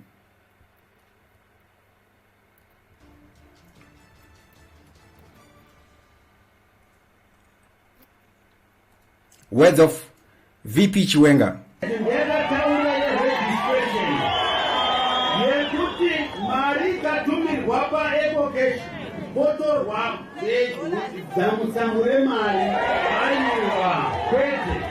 Ukatenga muchitoro washandisa kadhi rako hapafanirwa kuti ndiyo mitemo yatiri kutaura. Yese zvinokanganisa zvino video iyi ndakaibudisa October 30, 2018. My elections are July, August, September, October. Only 3 months. achitaura nyaya ma2% ma2% achitanga kuuya handitika ma2% aya anga audzwa nani naMr Austerity for Prosperity vanga vaudzwa nani kuti vaite izvozvo boss ani IMF. Where is the evidence? Mtulingube handiti Zimbabwe ndikuenda kune article iri handitika so maarticle online anorambika vanobudisa nyingwe iyoyo yambokuratidza chamahere kuti kana information ichimakisa inongorambika. So we must be very careful kana vanhu vachibuda vachikana vazotukuramba zvakati vanofanira kubva vachita position yavo handitika. Anyways inotobuda neChronicles handitika government proposes salary increase. Government a sovereign government kana yakuproposa salary, is it sovereign? Uye anonzi government ndiani?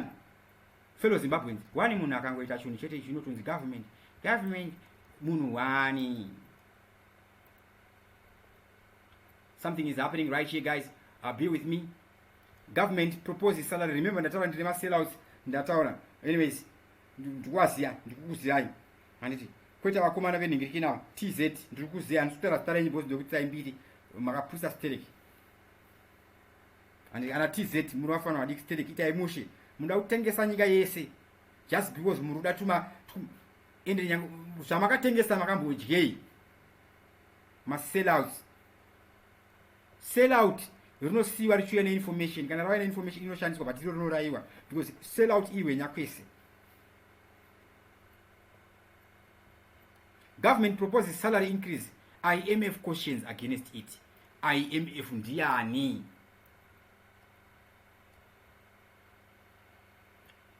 Ndoda kumbobvunza fellow Zimbabweans.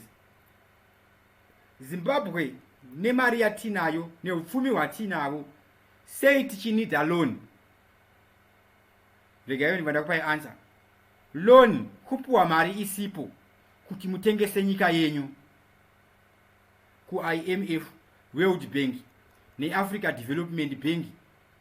Iro futi rinova iro associated namtuli wachona iyeye kweta Africa ndianga ari vice president wachona weAfrica Development Bank risirire development kweta Afreximbank Bank iri linked na Mangudya kwaanga ari ameno maposition ekumusoro ikoko ma last number yengiro zide kuma bank ikoko anditika loan kutengesa nyika, loan kupuwa mari isipo. Ndati Zimbabwe tinoda loan rechiyi. Remember mujanyira adi kufa tife takagona kuzvirimira toga anditika ngatiudzei vanhu zvekurima, food security anditika. Chamisa ari mu agricultural business is not only in the transportation business iri kutransporta ningirikini zvonzo kugushingo jeri chete ayo varimo mu business iroro food security andika vanhu ngavaudzwe nezvemahydroponic kuti aiwa waugona kurima kusina mvura zvenhingirikini zvisina basa izvizvi zvekuti vanoisa nhingirikini ma-anti-cloud formation missiles kuti mukusanaye munorova ma-greenhouse guys motocontrola nhingirikozen iyo yemugreenhouse imomo greenhouse effect inocreatika nemugreenhouse imomo handitika saka anyways macivil servants ngabhadharwa nemashares. Mabank pamuri kuita consolidation do not bitiudza vanhu izvozvo izvi kwete zvenharo because mazimbabwenzi ukabuda uchiwatuka kuti mutuli akadhakwa mutuli imbwa mutuli hanzi kuti imbwa handika ndiri kutaura example vanhu vanofara but taurai kuti pushai mabuilding society, pushai mabuilding society nemapeoples bank handika push building societies and people's banks. If you love the people right now, don't do consolidation nema private bank because RBZ bank is privately owned by banks. Some of the banks Zimbabwe has shares, or does it have shares? Push for building society and people's banks. Andika ma publicly traded companies andika vanhu ngavakwanise kutenga mashares asina minimum mari. As you cannot open an investment account usina 5,000. Remember ndataura nawo yekuti kuchitungidza hospital kana mamwe hospital kuti ndokwati evidence aurapwe is by design because varikuda kupusha for middle class fellow Zimbabweans munhu anofunga kuti akadzidza anofunga kuti munhu anotambura nekuda. Munhu anofunga kuti akadzidza vazhinji vachona vanofunga kuti poor people are in poverty because they love poverty. Anovashora, anovadespisa. Munhu anoita zvekuparidza anoshora vanhu vanotambudzika because anofunga kuti vanoda madhimoni avadi kunamata. Andika ndo zvazviri. Middle class ndo inorespectwa, right? Masoja haadiwe nevanhu vanozviti vakadzidza nenhau yekuti vanoti haana kudzidza, vamwe vakamhanya, vamwe vakatrainwa 6 months. Asi kuve musoja kuzvipira. Kana wava musoja, you no longer belong to yourself. That's why kuAmerica munhu akangoita musoja inozonzi national service anenge akutorespectwa. Moment yekuti wangoita musoja watoo hero. Andika munhu akaita mupurisa andika 6 months chete. And if you want to advance, zviriko zvikoro vanoadvansa. And nenhau yekuti vakadzidza vanoti havana chikoro, havafe vakavamiririra vakazara muparliamendi vatinoti vakadzidza vanova ivo vasina kudzidza. Isusu ndisi takadzidza fellow Zimbabweans. Anditi pane nhau yekuti kutadza kurana nyika nechidofu vosipesera vakuba because hapana zvekuita. Anditi uye munhu wese weimbafa pane kuba kwedesign kwekupinda musystem neagenda yekuti guys ndinoda kunoluta zvakafanana nemapurisa ari kutoleratwa pa St Mary's police station apa maneighborhood. Mapurisa efeka anopfeka uniform anofamba achiharasa vanhu achibira vanhu. Anditi uye anditaura zvinhu ndisina hombo. Anditi ukanzwa ndati mukubira vanhu muri bafa. You are guilty until proven innocent. That is the law. Ayo munhu ari innocent until proven innocent. Anditi munhu asi munhu muningirike nechisi organization asi munhu kambana asi munhu, you are guilty until proven innocent. Anditi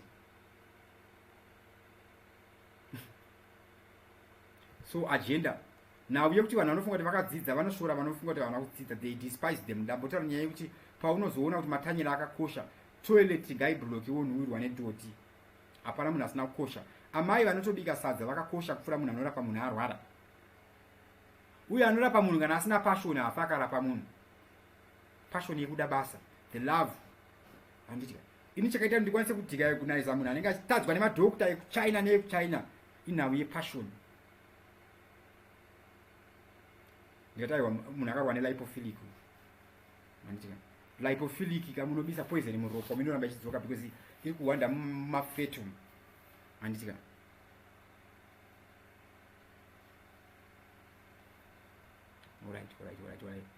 Zvinongooneka nemunhu ane passion. Manesi anenge achidza ana kudzidza, manesi maform 4. Andika manesi aite 3 years patraining. 3 years ndedzekubatirwa pabasa. 6 anenge akutosenza.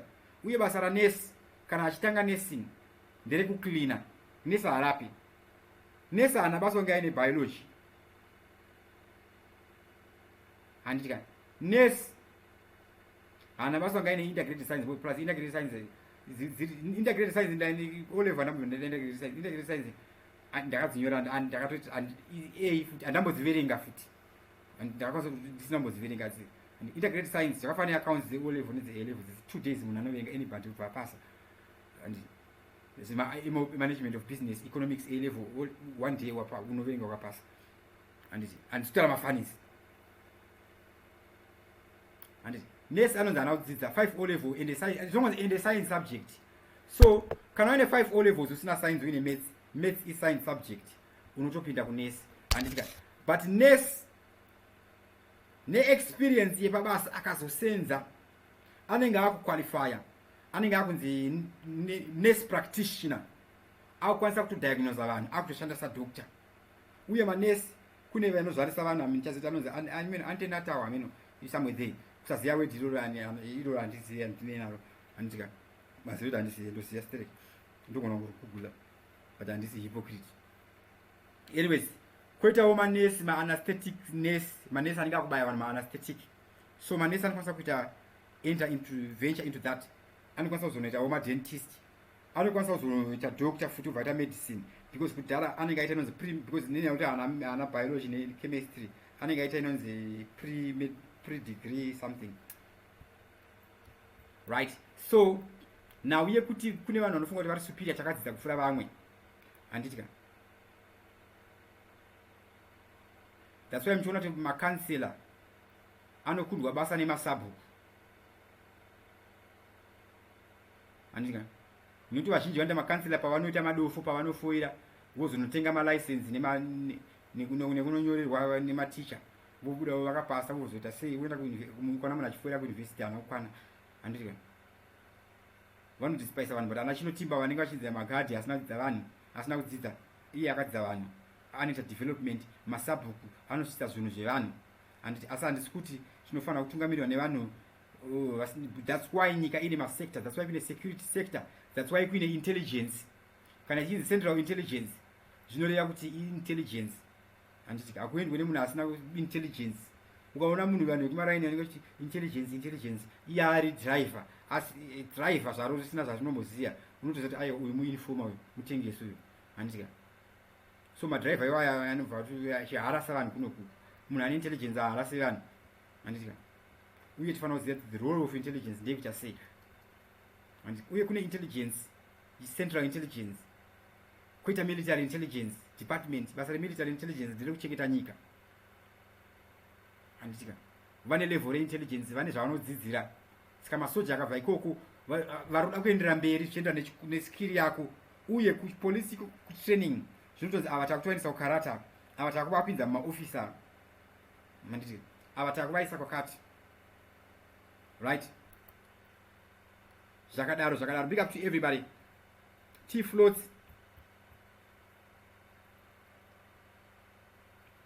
Ndichaverenga ningirikini my comments, guys. Enough respect to everybody who is watching us. If we really love the people, we push what matters now. There is a strategy in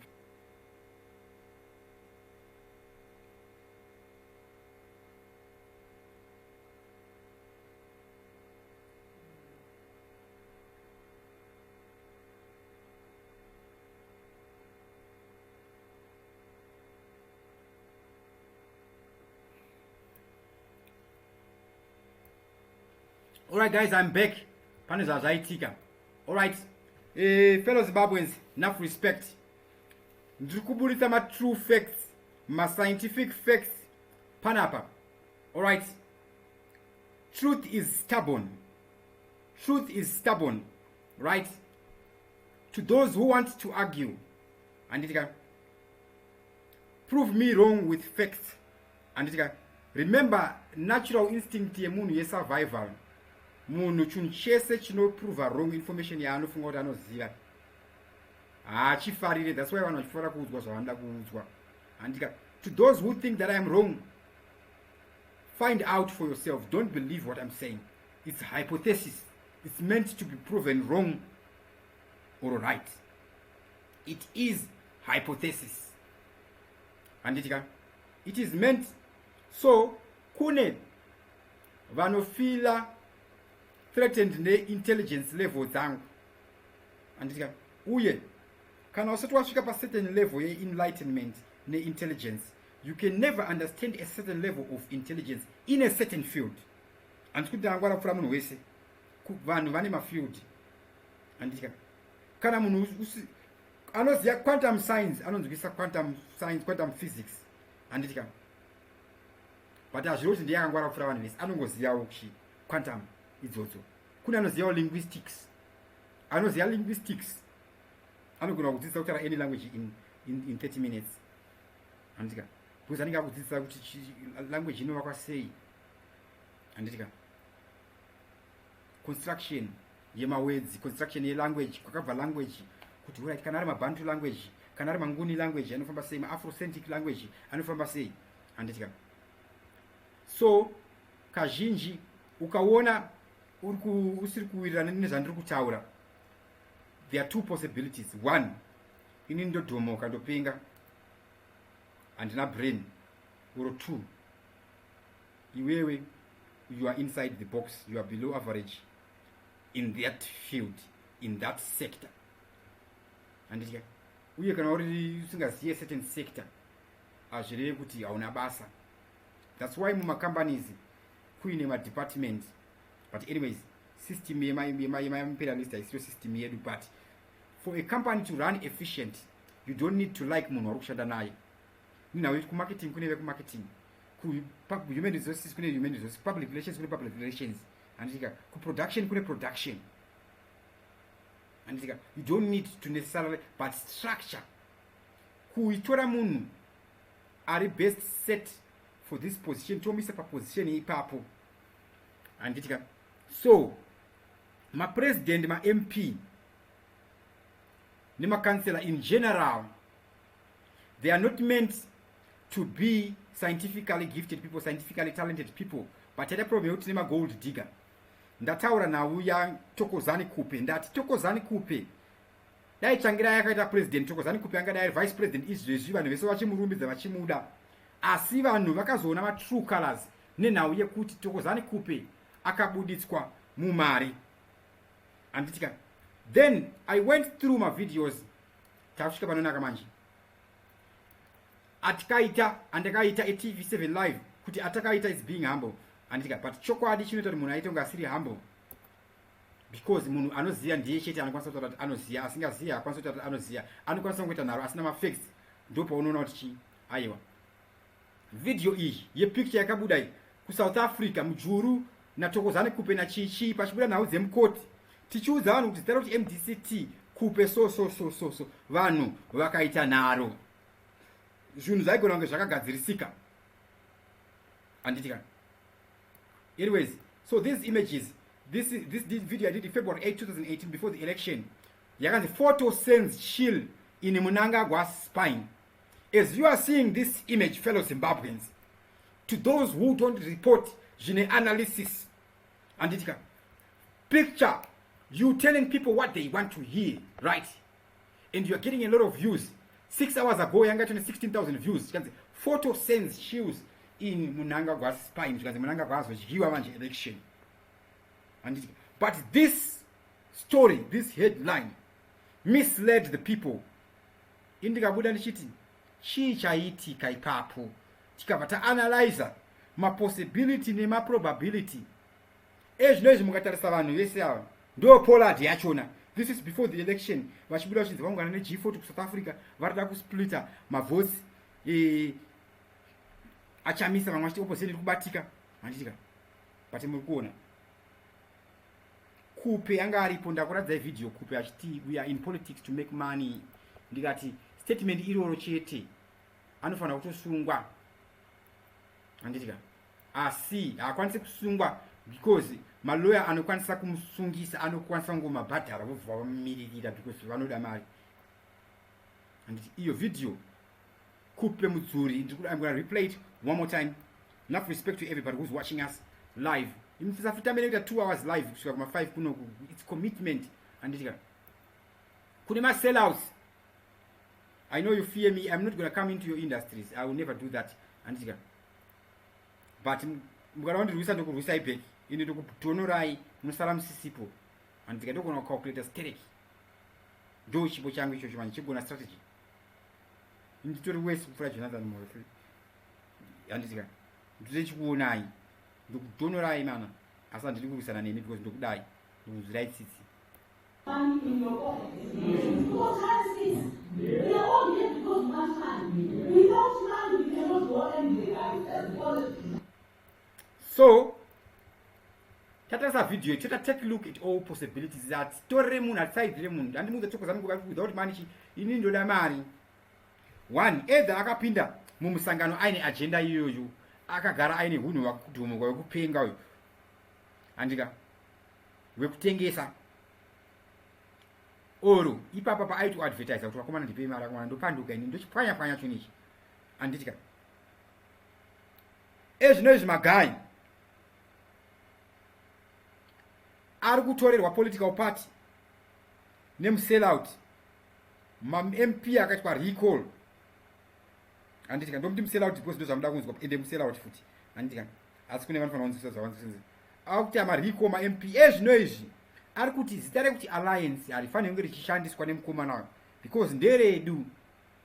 Handitika but are those things that matter? Now takaitaura before. This is February 26, 2018. Handitika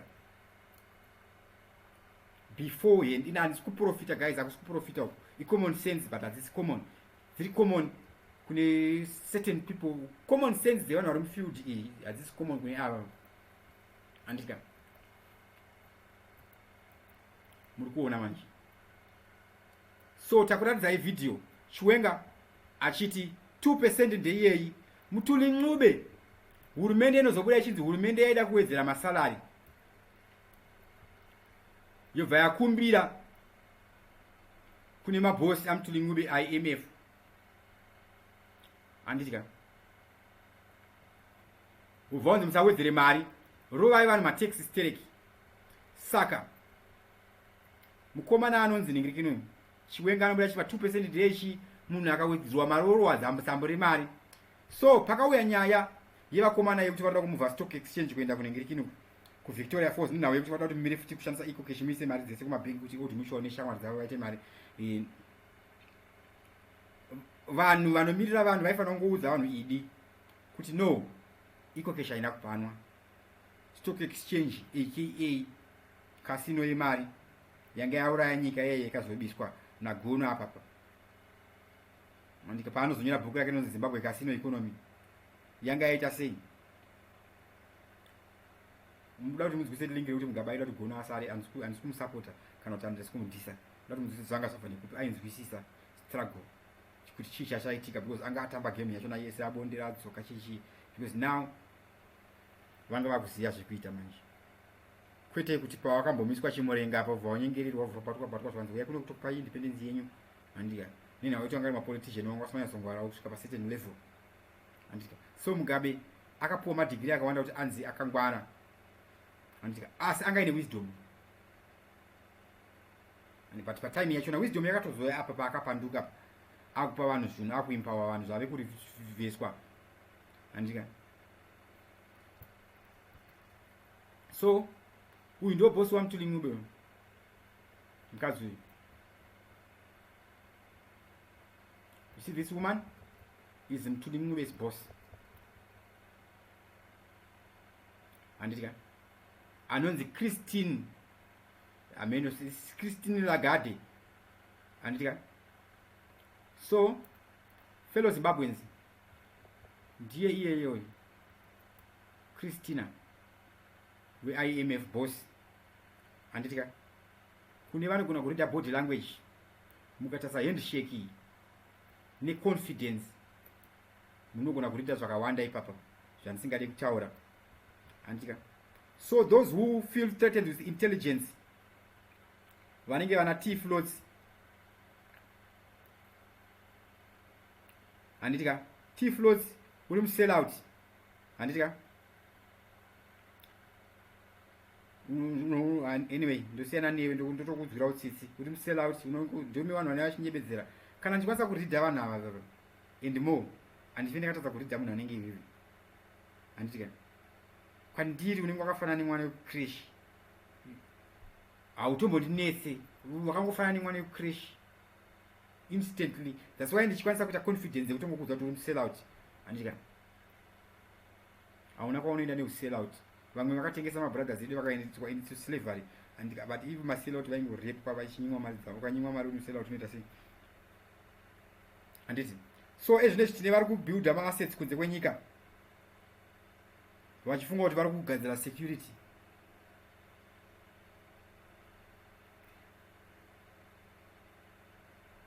Maassets ana Mugabe akafrizwa kuWashington uku pavakazotora land vagumbuka. Zvakazombodzoka Mugabe zvaakafa. Who is benefiting from that money? How can you prove kuti maningiriki naye anga corruption? Who anga corruption? Chipai RBZ ise kumari yenyika. Anditika so Mutuli Ncube achida kuwedzera zvikanzi ayewa Mutuli Ncube macivil servants ngaasawedzerwe mari. Macivil servants anozowedzerwa mari kana makuvabata tax yakawanda, kana mari yenyu munobata tax yawanda. Asi vanhu vakapuwa mari shoma, economy inodzikira because kutenga kunoita kushoma. Mari yona vachidzikira haifi yakawanda ende haifi yakakwana. Ndo strategy yeIMF. Ndosaka vakacreata maworld bank kuti varambe vachitonga nyika. That's why vakakudzai manyepo anonzi gross domestic product kuti nyika inojajwa kuti iri yakapfuma zvichienda nekuti yarepwa zvakadini. kuexport hakuna kana basa. Vanhu vakamborima vakatanga vaguta zvataita kuma 1991 92 uchiti ukaenda kumusha unonouya nechibage chaunopedza nacho gore rese usinganidi kutenga chibage zvofosa izvo kuti uvhu uchipe kana chikafu chachipa zvimwe zvinhu zvese izvi hazvina basa. Muri kupaona apa?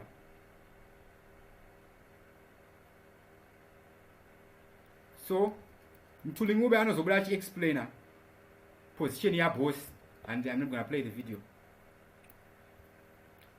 And I'm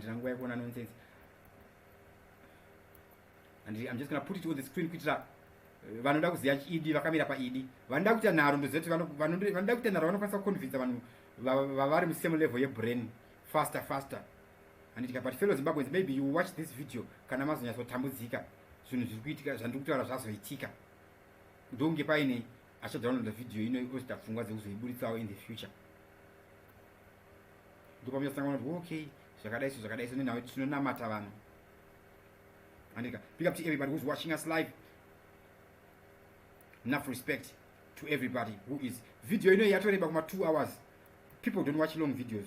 Only vanhu vane commitment vanowacha such long videos. It takes commitment. Vanhu vane commitment pazvinhu zvakanaka kana kuti vane commitment pakuba maideas nekuita sell out nepakuimitate vobva vachinja chunhu vachi handiti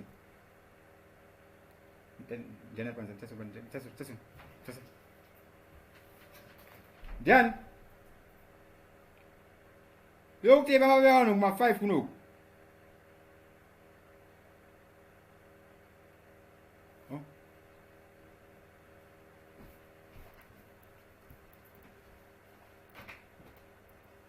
Anyways, enough respect to everybody who's watching us. Joel Q says bad governance. And suda kuverenga message yes, ndichazomaverenga zvangu ese. Tikati bad governance ndobvunza nemubvunzo wekuti ndaiona video kubva kutanga. Ndotanga ndikutenderera but mapoints anozita make sense. Sike zvinocho nemaparidza vachiparidza tanga verenga mavhiti munozo vanhu vanozonzwisa revelation pai pane pakuzi Holy Ghost fire pai vanhu vakuruwa nenhingirikini. Andichatauri. Handiti panozonzi Holy Ghost fire pai vanhu vakunzwisisa inenge yakunzi revelation zvakunyatsobatana manje vakubatanidza since vane pfungwa.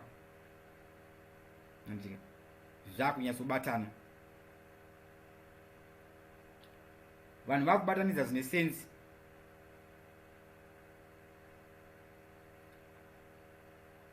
Vanhu kana vakubatanidza zvine sense manje put right. So bad governments kumu Africa, there is no prosperous African people. Anzina Joel Q ndaita say futi, I'm in overseas, how can I be a sellout? Anyways, if you are in overseas, I'm going to give you this plan, this idea in the Vakangwara Tererai. The majority ye forex ye mari inozotorwa nana Mthuli Ncube nana Mangudya vachiita zvavanoda kuita. Andika vachichinja ma high rates. Ubva kuti nyika inonzi yane forex auction auction kunotengeswa ma high rate yakatorwa zvazonyatsodzoswa kuma RBZ because vanonga kuti vari kutumira ma money change akutumira and kuti vaitumira and kuti but anyway organization they should prove themselves innocent. And basa government is to govern and they are answerable to the people. We are the people. I am Zimbabwe. And Zimbabweans outside Zimbabwe, the majority mari, but they will never tell you that inobva remittances. That's why I'm sure kuti vangadzvanyirire vanhu sei. Havadzvanyirire vanhu veworld remit, havadzvanyirire vanhu vewestern union, havadzvanyirire vanhu veFCA nenhau yekuti vakatidzvanyirira tinongoinvesta mune dzimwe nyika, tinongopinza mari yedu zvedu kuSouth Africa yebenefita foreign currency. Uye handikurudzire kuti South Africa yebenefite pamari dzedu. That's why ndichiti mbavha yese yemubhengi ndaunyima munhu mari yaro ndinomusungisa ndomuendesa kucourt because ari kudzinga munhu wani muZimbabwe achiti anopa South Africa kana imwe nyika mari kufanira kuchiuya muZimbabwe. Handiti saka ndo mari yakawanda, mari iyoyo muZimbabwe munomu. Handiti tikavhura ma building society, tikavhura ma people's bank where Zimbabweans can invest also in the financial industry. You can send your money home and use it at the same time while investor winning my shares. You can use the same value. Because you know the investment could create a mari isipo. So if we have our own, isusu hatizoiti savings, toiti investments handitika investments anomachua iri peoples handitika ukatumira mari you get mashares but value iyoyo nekuti bhengi nderedu vanhu handitika you can actually use the same value yemari yawainvesta panomeka sense here. So instead of sending money direct, nekuti mari ikangopinda muZimbabwe mari yeZimbabwe handiseti mbavha dzinoda kutorera chimari iri muwani. Ukasenda $200 muZimbabwe munhu akanotora 200 US manoti akaipisa mari iyoyo Zimbabwe haife yakaita loss. Kana mari ingori newe uri kugoko ikoko uri kwamutari ikoko Zimbabwe inenge ichizikana kana iri 21 billion 21 billion. Zvekuda kuconsolidate mari dziri muvanhu vachidziisa kwavari chitsotsi ende zvinhu izvozvo zvinonetsa kuti vachengeti venyika ino vazvinzwisise nenhau yekuti masoja magandanga finance havainzwisise vanotofunga kuti vanhu vanofanira kuningirikina kozitawo nyaya zvavo yekuti pane kwatinofanira kutenga zvinhu necash nenhau yemasanctions anonzi haako nevanhu vanoti masanctions haako uye masanctions acharamba ariko maafricans chiramba chingopiwa maexcuse ekuti sei zvinhu zvedu zvichiri kufaya. Ndabvunza mubvunzo kuti muafrica tine one nyika here ine zvinhu zviri kufaya. Kana ndichiti zvinhu zviri kufaya handisi kureva kuti taigara mumakomboni zvakafanira nekumaflats ekumbari uku munhu kana achirizaina anoenda kumusha nebhasikoro nematress nonzi vakasenza 25 years vari pabasa vapuwa pension. Handi makachenza security pension iri kuuya here pension iri kunyudzwa nani? Handisi kumbokutenderera iri kunyudzwa namutuli ngube. Ndiwo inonzi austerity kuita sei? Austerity inonza prosperity yemabhengi. And mabhengi aiti tine ma-assets, which means they created money more than their liquid assets. They were supposed to liquidate. And mukomana achiketa mabondage inoti achiti Afrizmex chine facility, Afrizmex atorimo zvake maAfrizmex tunoti mukomana uyo angari kuAfrizmex uyo atone chibasa chekumusoro. Sikari kuita same face. So food security. What we're going to do, fellow Zimbabweans, I'm not going to say how we exactly plan to do it, but for the sake of when I'm not here, those who like to steal ideas, do it with the people.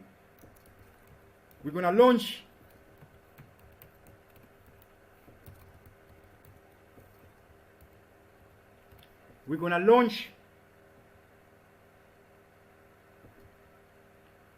a system. I'm not going to call it a website.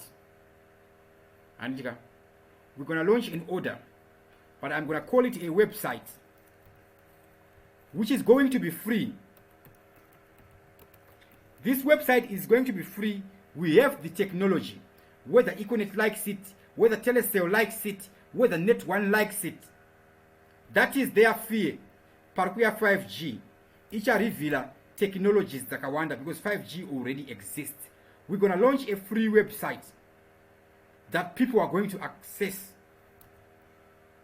And we're going to preach the truth. We're going to move with one voice. In this website, for us to gain people's confidence, and we're going to begin by exposing all sitting government members in what we're going to call Operation Wakamboitei. Operation Wakamboitei pangori mu government kuitira kuti tisafe takadzosera madofo. Handiti Operation Wakamboitei. Wondo yemuvengi ndeye information. That's why mukomana anonzi Strive Masiwa nevamwe vakomana vachidhurisa data. Ndokuvunza internet is supposed to be free. Telephoning is supposed to be free. But say mafoni achichargwa kufonelana. Say internet ichichargwa. Kune vaya vanofunga kuti internet inoshanda nesatellite iri mudenga mukuningirikeni kuspace. Handika research moziya kuti matambo anofamba nepasi pegungwa anofamba sei. Moziya kuti inonzi shortwave radio. inofamba sei nechishortwave radio akh over ndiri muzimbabwe ndotaura nemunhu ari kuamerica pasina kana anything and asi handisi kuti tichashandisa over aiwa zvine noise yazvo zvaishandiswa nevakomana vestudio 7 kumamisha uko. Shoko ravaitenderedza harisi shoko raivakanyika ipapo handitika kune strategy yakashandiswa kuchina yerainzi little red book ramao tsetang handitika operation wakamboiteita ichibudisa vanhu sezvavari exposing people. Before we expose people, we always try to resolve issues. Nenhau yekuti ma-issues nenhau yekuti vanhu vanofungira mubox kune ma-issues anoshatisa zita renyika. Right now munhu kunze mbuya nehanda kutukwa, takanganwa kuti mbuya nehanda vakafira Zimbabwe, vakasungirirwa mutaundi umu. Handika ukanzi mbuya nehanda unotoita chifunga chimwe chinhu munhu aisatombopfeka hembe asingatomboti hatizive history yeZimbabwe. Takadzidziswa kuzvishora.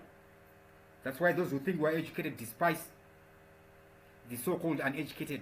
Kana munhu asingazive usamudespise, mude womubatsira. Kana akaoma musoro, you can only pity them.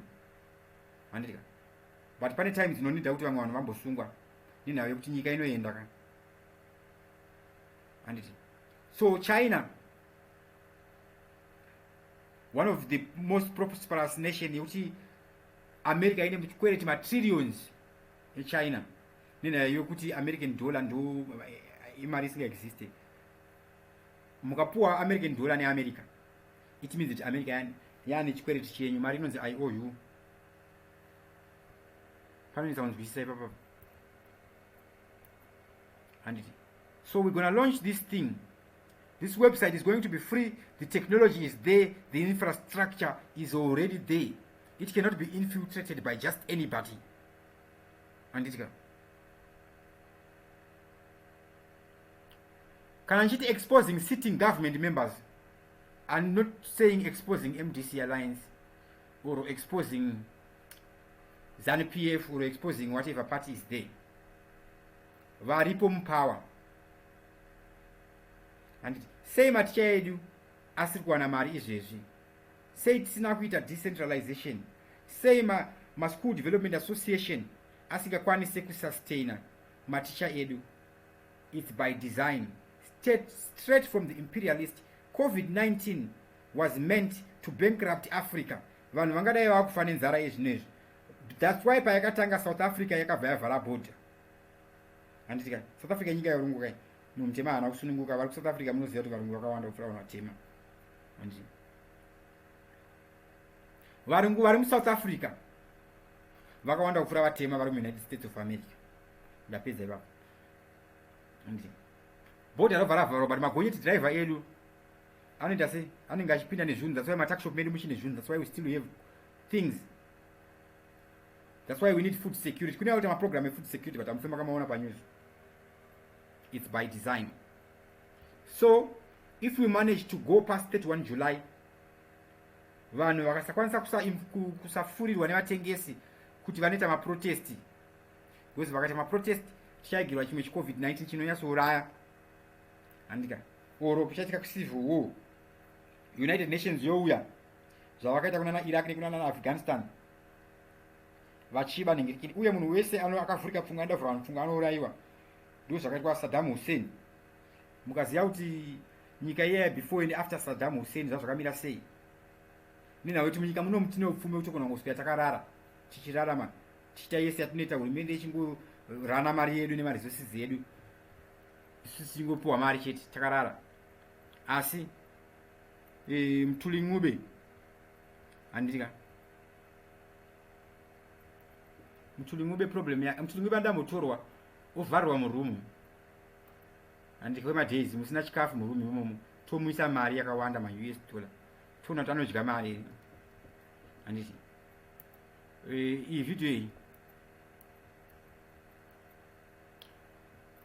where you at? Alright, I'm just gonna show you. Big up to everyone who's watching us live. Video yamtuli ng'ube iyi yakanzi local mine ownership rule removed. Ndoda kuti munzwisise kana vanhu vachitida vanogona kumbopuwa list vouya vombomaina pamine panguva iyoyo, but they want to own. If it's a black person who is owning that mine, anonzi mukurukuza kana kuti inonzi corruption. Handiti izvezvo RBZ yakaboka, madhiri akavhurika, Zimbabweans are free to invest, but by default uchienda muofisi unononzwa zvekupenga. That's why tichiexpose vanhu panapa, we have to force them. Saka ari kumirira vanhu, ari kuda vanhu izvi, whether ruling whether opposition. Usati kana tasuwa mabhengi, tasuwa maRBZ, tasuwa people in their individual capacity, wotengwa nemari, wobva waita lawyer ravo, uri hure, uri mutengesi.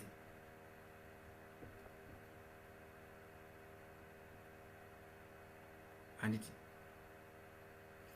dai maZimbabweans tichisuwa vanhu every time nyango pano pacho tinofunga kuti pari silly say. That is the action, that is the right protest. Ukanyimwa ukadeniwa your right nemunhu, sue that person.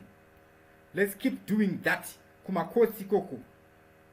Ndambobvunza kuti sei Mnangagwa wakafaya Obadiah Moyo. Handiti it's beyond Mnangagwa. Handiti Mnangagwa aisatoda kufaya Obadiah Moyo, asi akamufaya chete. Handiti zvakashanda apa vanhu vakaitiswa zvavo, but kuti muone kuti strategy inoshanda, munofanira kubvunza manje kuti munhu akabudisa information yaObadiah Moyo ndiani, akaibudisa zvaita sei, iri kupusha agenda yapi, akaba mari here. Obadiah Moyo ana benefit kana sendi pemseki ndiye anoziva zvakaitika. Handika soka uyu akangosacrifice kwa nani manje. Kune maforces aripo izvezvi. Handitika there are forces. So fellow Zimbabweans, pamunonzwa vakomana vachiti vekuembasi yenyika yakati vachiti zvakati, havanei nemi.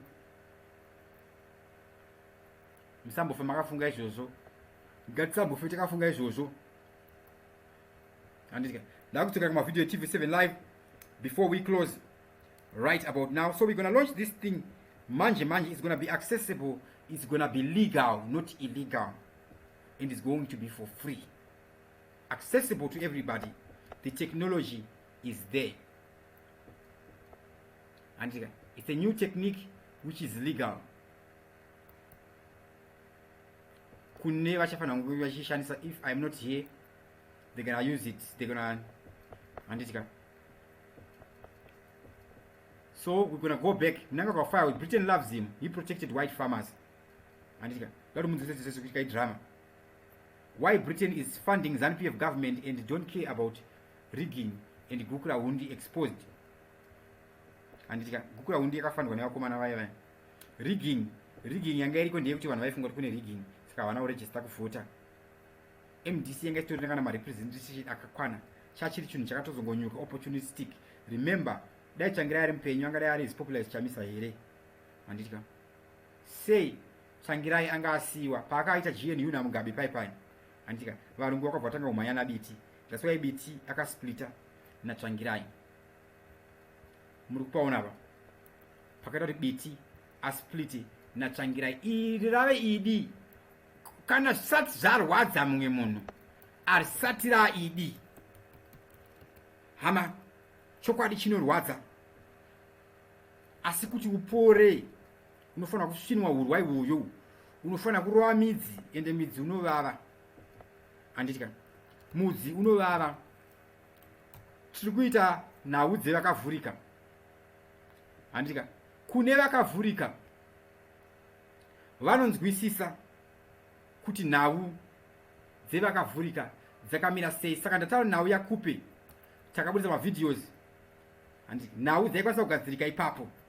Okay, we go back.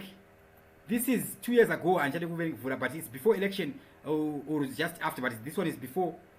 President Emerson Mnangagwa teams up with Morgan Tsvangirai and Joyce Mujuru in talks with Britain. That is before. Anditika video hii vatapinda pa tione date. rachona handitika ndotinzwisise ipapo.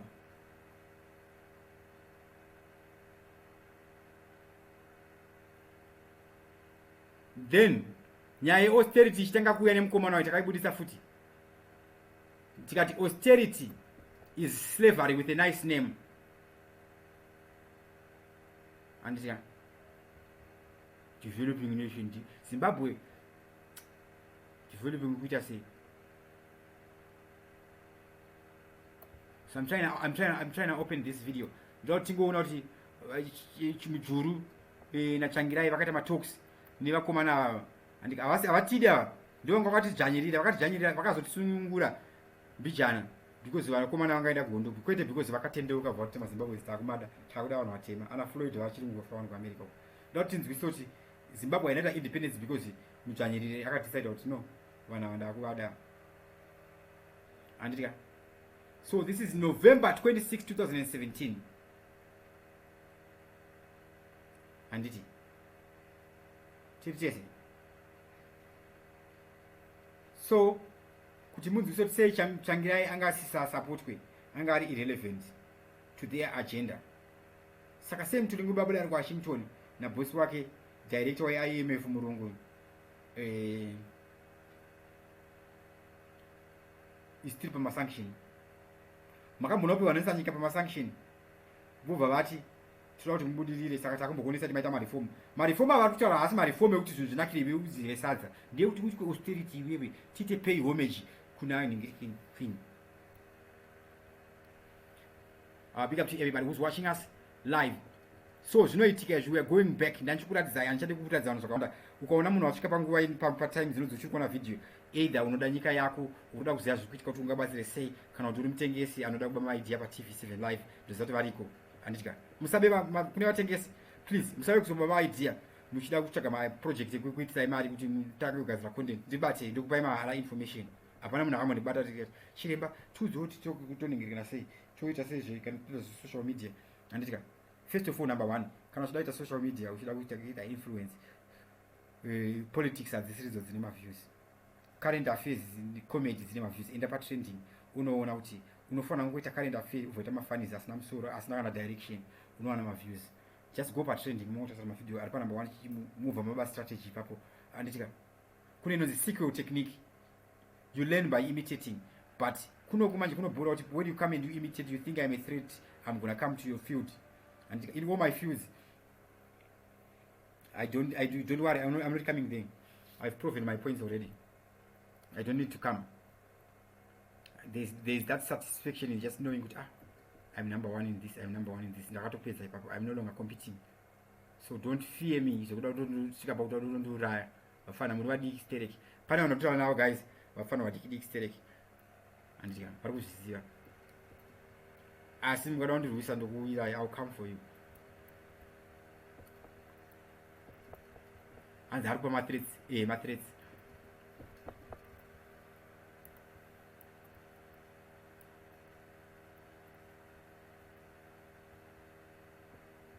A threat is a warning with a scary name. So, taroa naudze vakavhurika tiri kuvhura vanhu pfungwa. Right? Handisi kuti ndakangwara kufura vanhu vese, but ndingoti vanhu musangobvuma zvese. Itai sei? Vunzai, question things.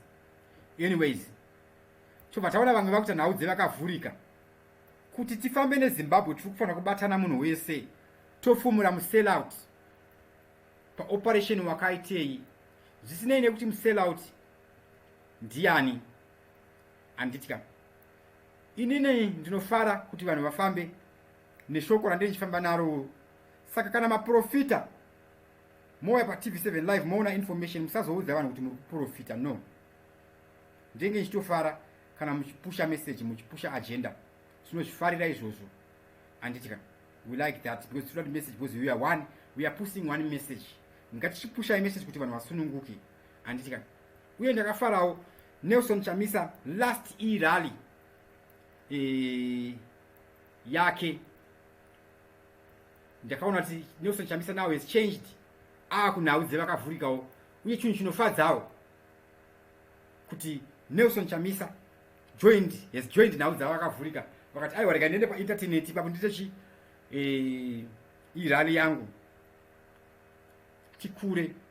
So that's good. Zvakashamisa nyango tendai biti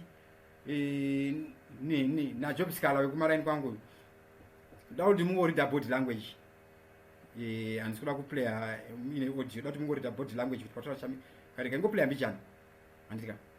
So Chamisa even addressing nhau dzavakavhurika chinhu chakanaka kana message chienda nokuti kumbodzingirana nechirwere chanesa munyika muno. Dzimwe nyika dzose dzine dambudziko recorona, haisi Zimbabwe chete. Makatipa emise electorate seriously. Tinozviziva kuti pese apa zvine saka nenhau yekuti tiri kufokasa on kureader body language yatendai biti najob scala panhau dzevakavhurika dzaNelson Chamisa. Ndichamuta audio kuti tifokase nebody language. I'm not going to say anything. You be the judges. Ndati dai Thokozani Khupe dai Morgan Tsvangirai akawina akaita president wenyika, nhasi uno Thokozani Khupe angadai ari vice president. Handiti asi statement iri nekuda kwevanhu vanoita misunderstanding. I'm not talking about Tendai Biti, I'm not talking about Nelson Chamisa, I'm not talking about job scala, not because I fear them or fear anybody. It's a point. Dai ndishika munhu dai ndisingauye panapa nhau dzeidi ndinoti vanhu vasete misunderstand ndikuziva kuti ndikutaura mabhonzo asi ndikutira kuti pwanya-pwanya kuti aiti pwanya-pwanya sadza kuti mwana anotopwanyirwa otopuwa mapisi enyama steak. Simba rinobva kwatiri kana taakuda kuzvichimira. Saka takaziva kuti mese muri kuchema toita sei.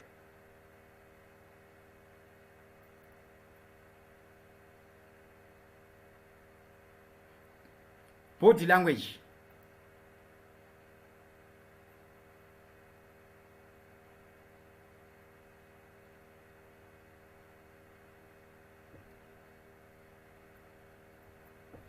So in this video, he's there. Job scala ndiye uyu ane uyu ari kwenya pa chest uyu. Just read body language. Ndiri skipa. Don't muone body language. Body language. Body language.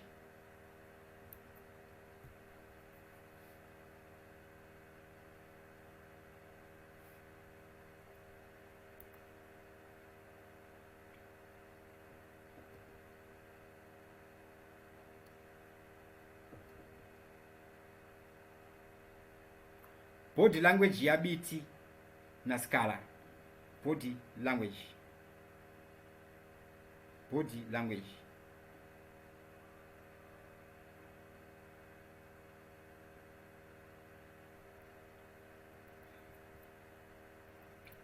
Big up to everybody. Now I'm going to read your comments. Enough respect, guys. Sakandakafara. People are now joining in the Nhau dzevakavhurika. It's been a struggle. It's been a struggle. It's been a struggle. It's been a long time.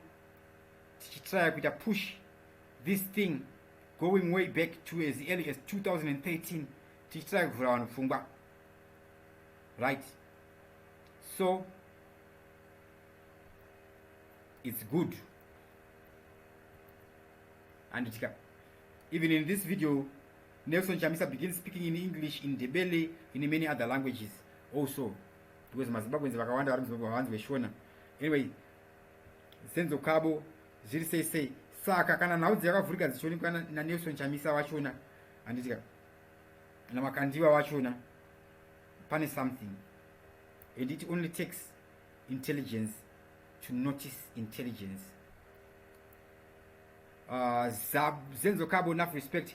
Kanyile Matsile Zanu Ngairwe pasi 31 July. It's impossible. It's pipe dreams as you right here. Shandi, we calculate shandi advantages in the eye, but disadvantages in the eye.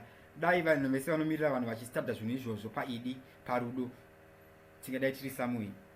And it has tika pressure system, Nima ways, Mamwe.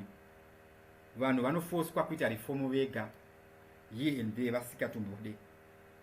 And as Zimbabwe in the year, remember, vakomana kuti tinofunga kuti vachazosevha vatide T-floats izvo so vakatadzisa vari kutadzisa vamwe vanhu kufaiwa vari kukonzeresa nyonga handiti muri kuona zviri kuitika so fungai kuti munhu anosupply fuel yemuzimbabwe handiti ka anonzi neIMF mufrizirei mari muite kuitira kuti makambani avo ana mobile kambani yarockefeller David Rockefeller iuye iyo handiti iite madhiri kambani yedu yemuzimbabwe ikapuwa tenda zvinonzi kuba uye mazimbabwenziwo we don't deliver nenhau yekuti in the first place togara takavhotera vanhu vauya kuzotenga mavhotsi nenhau yekuti kune vanofunga kuti vari too special havaende kunokontesta muelection. Fellow Zimbabweans, wondo handitika army colonel akaenda kuhondo masoja ese ari mageneral vanopera kurovana ipapo. Ngatibatanei tite chinhu chimwe chete, handiti ngatibatanei tite chinhu chimwe chete. Pane maZimbabweans akawanda ari kuita change in their personal capacities. I'm not going to put them in this video because and due to associate with Neni, they have nothing to do with my content, but I'm going to be always be promoting indigenous Zimbabweans. So what I'm going to be doing, indigenous Zimbabweans who want to market their stuff on TV7 Live, I'm going to be doing that for free.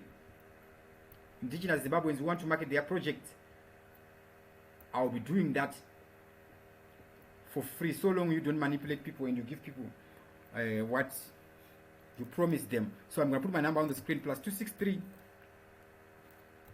Please guys, WhatsApp, I always reply to everybody, even if I delay. I always reply. Nyangondika delay nyangoni 5 days. Andika ndine hondo dzandinorwisana nadzo dzinongona kunetsa kunzwisisa dzakawanda. Free advertising, munhu arongopusha empowerment agenda that is going to inspire somebody. Anditika tikaregedza kumirira kuitirwa nevakomana vanosenzera IMF ava, dai zvikoro zvedu maSDA ari vairana mari dzezvikoro, varivo vanotambirisa zvikoro, vanopinda pazvikoro nedemokrasi. Kana mubereki anokwanisa kungopinda muSDA kana aine mwana ari ipapo haakwanise kuriga, kuti atoriga which means anofanira kuti gore mwana kuti arambe ari ipopo aine power. MaSDA achirana zvikoro because hurumende iSDA yenyika, maticha anofanira kunge achitambiriswa nemarespective ningiriki navo, but nenhau yekuti vakomana vari mufinance umu basa ravo nderekuda kutorera vanhu mari voita profit, ndo zvavanogona izvozvo zvekuwall street. Capitalism, capitalization, kudzvanyirira, kukapitaliza, profitiren, kudzvanyirira, kutora profiti, kudzvanyirira, kusvikira palevel yekuti haudi kuti vanhu vaite trade iri independent. Vanhu, Zimbabwe becomes the biggest informal economy, the second biggest informal economy, second from Nigeria in the world. Mr. Mangudya, you say you want to cause cash shortages because people don't know what to do with their own money which they've worked for. What do? You take their money. Just as the system is coming back to life again, just because people are now trading because they believe in money, they are now using eco-cash because what they need in order to be trading, in order to be productive, is a medium of exchange. What you are doing, you are taking that eco-cash. You take it through psychology. You don't really take it. You cause speculation, stimulus speculation, and people assume, and it's as good as it's not there. Manipulation. If you need to make money by capitalizing from other people, auna brain, ausimugai, auna kungwara. Big up to T-Flows. Enough respect to you. And it's, thank you very much. I usually don't misunderstand. If I do, I always admit. So I'm here to see. And by the end of this video, we have the answer. Allocate Chiwai Edwards says, yes, if we deal with facts, which 31 July, ngatisashandiswei nevanhu varota mari. Handiti hamuswe 31 July ndiani ari kuronga. Muri kuziva ro ndiani akaronga 31 July. Pane akaronga. Asi hamusi kumuziva. Sei musiri kumuziva? Sei akawanda? Vese vari kumusapota vari kumushandira. Koita vamwe vasingazive. And Mutuli is an educated fool. Educated akangopedza chikoro. Kupedza chikoro nekudzidza zvakasiyana. Chane uchi akangowana mari school fees. Chane uchimala zvese Kitembo, Margaret Gwekwerere, zviri sei Regi Dube. So guys, this is an hypothesis. Kuna ane naro prove me wrong. Kuna vamtuli mube prove me wrong. Kuna vamangudya prove me wrong. Indo uya kwa rabizeti kokotonyasoita paine makamera apa. Kuita zvevanhu vainyebera mumirira vanhu pamabhondi nosi pepe. Handitika, check out the book that I wrote, Surviving Zimbabwe. Surviving Zimbabwe. Ndakanyora ma-issues ese iwaya zvaakuitika izvinezvi before zvatomboitika. I wrote all those things and the solutions before they were happening. So what I'm going to do right now, I'm going to press the link in the description. Name super chat kune vari kutiona right now. Surviving Zimbabwe book. Ndoti munzwisise. Issue ndeyekuti I'm just trying to gain your confidence, so guys we can start taking this message and preaching it as it is zviri. Surviving Zimbabwe book .blogspot.com. And so to those who were stealing ideas for monetary benefit, not necessarily politics, mbavha zvinoda kuba zvinhu zvakafungwa nemumwe munhu kuzoita zvazvo wobva wada kukuraisa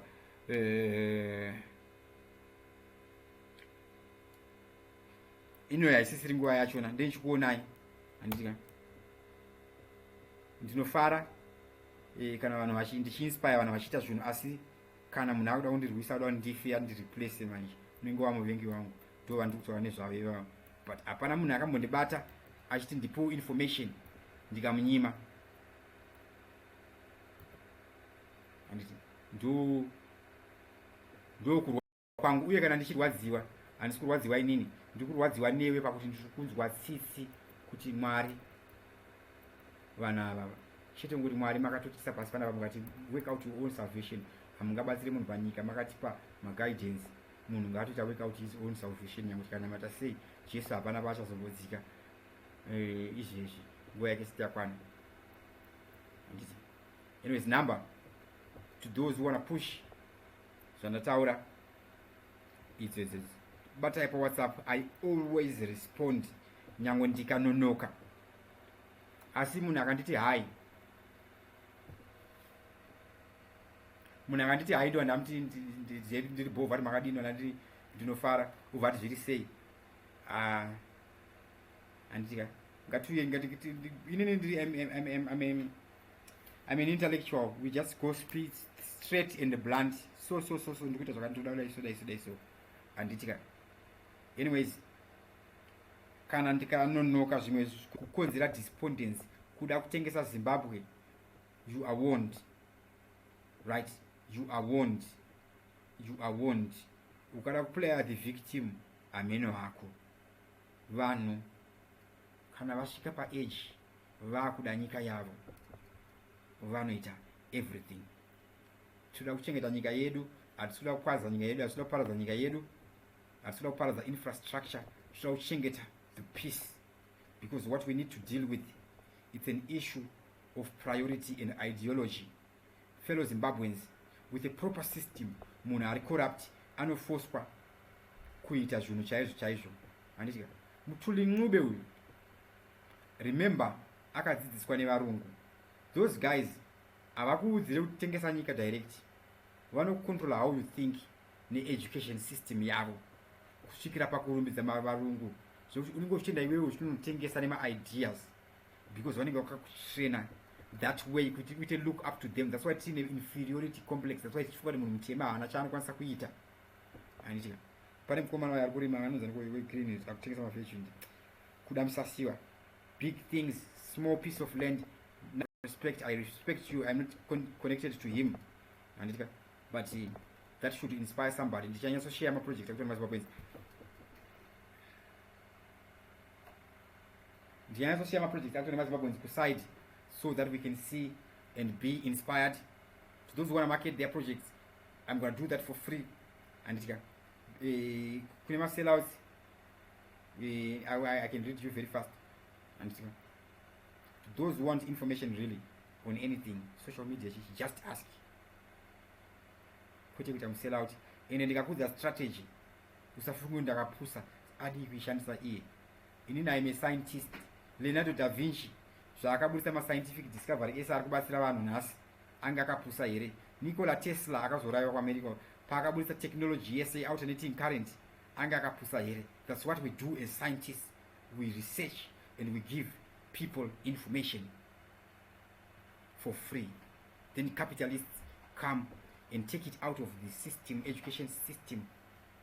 Vodzidzisana muzvimaorganizations avo zvinenge zvinoona Illuminati nezvimwe zvimaorganizations zvakafanana zvakazvoinwa naStrive masiva zvimaningirikini izvozvo zvimafoundation izvi. Never mulambo kufa hanzi nalemba never mulambo kufa mustreet chero pachafiwa. Chibarbarian kune word inonzi kufira mahara. Kufa hakusi kufa, pane kufira mahara.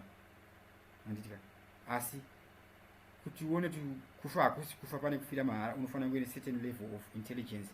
Tinodzvanyirirwa because vanhu vakawanda vanofunga inside the box. That's why vachivhotera madofo. Joel Q, Lindy Wejia, T Floats. Makamboshaya kuti sei vanhu vachitera munhu uyu. Nekushaya izvo zvinotoonekwa nevamwe vanhu vari few. Never mulambo, enough respect. Joel Q, guys, I'm gonna sign out right about now. We're gonna split this video. We're gonna upload it again out of my clip. In I go ahead. I see, make sure to munongoita meet maningirikeni mitemo ya YouTube. Vanoda kuti uedita video vachi uploader. Do that. And but meet. You must be in line with the YouTube guidelines. You know those guys, they are very strict. They value the advertiser more than the content creator. Nathan Takaya, say, T Floats, Carlington Mazoe, Kudakashi. So guys, to those who are watching us, guys, please just download this video as soon as I finish. Don't go check it on computer. Just download it. And I will download it. I'm gonna sign out right about now. Download the video and keep it, spread it. But please download it. This video might not stay online forever. I may not be here forever. Do gonna go for a natural cause. Natural cause anyways, but just this is information is dangerous. Now you kuti information e kune vamwe vanhu vanozvita vanomirira vanhu ndiri competition, kune vamwe vachona ndiri enemy. Zvakafanana nenhau yandogara ndichitaura yekuti kana mwana akarepwa kune vanovhura maorganization ekumirira vana vanorepwa kuti vaite mari, vanoshuvira kuti vana varepwe. Pakazoya munhu achita kuti vana vasarepwe zvemashuwa, munhu iyeye anenge ari muvengi. Zvakafanana nevanhu vane mamoshari, vanofarira kuti vanhu vafe vaite business. Ndosaka muchiona kuti marodhi anenge masvingo rodhi kugadzirwa kwayo kwaitonetsa. Handitika tikazotanga kutaura kuti madesign ese aisa maaccident anga ari by design. Vamwe vanhu vane mafina vane mari vai. Anyway, ndizvavo matopanzwa ipapo. I'm going to sign out right about now. Nothing just happens. Dr. Clarence is the name. If you think nothing just happens, then you believe kuti hakuna supreme being, hakuna Mwari. Believe kuti takangoivapo. TV7 Live is the channel. Zol Internet yakatakwa. As always, thank you for watching, and I'm out.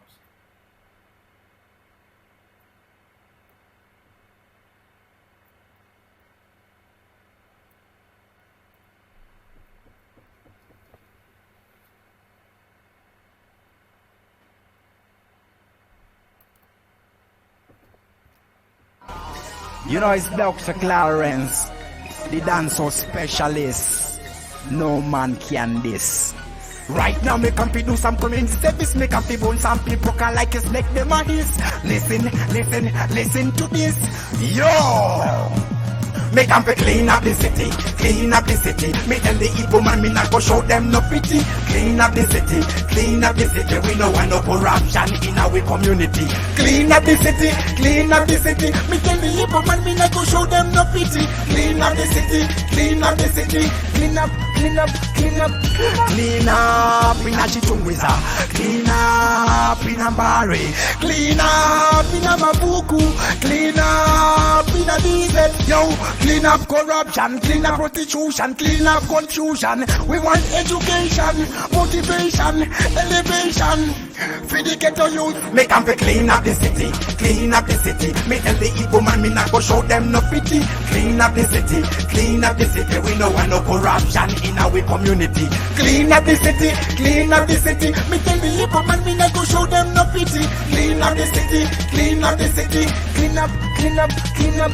Ghetto youth, please keep on rising. Babylon system, them keep disguising. Don't be rude, don't be fool. Doesn't matter how hard the struggle, just be cool. Me say clean up, but behavior. Me say clean up and give thanks and praise to Jehovah. Clean up, clean up, clean up, clean up, clean up, clean up, clean up. Make them clean up the city, clean up the city. Me tell the Igbo man, me not go show them no pity. Clean up the city, clean up the city. We no want no corruption in our community. Clean up the city, clean up the city. Me tell the Igbo man, me not go show them no pity. Clean up the city, clean up the city. Deep road, clean up, everybody, enough respect.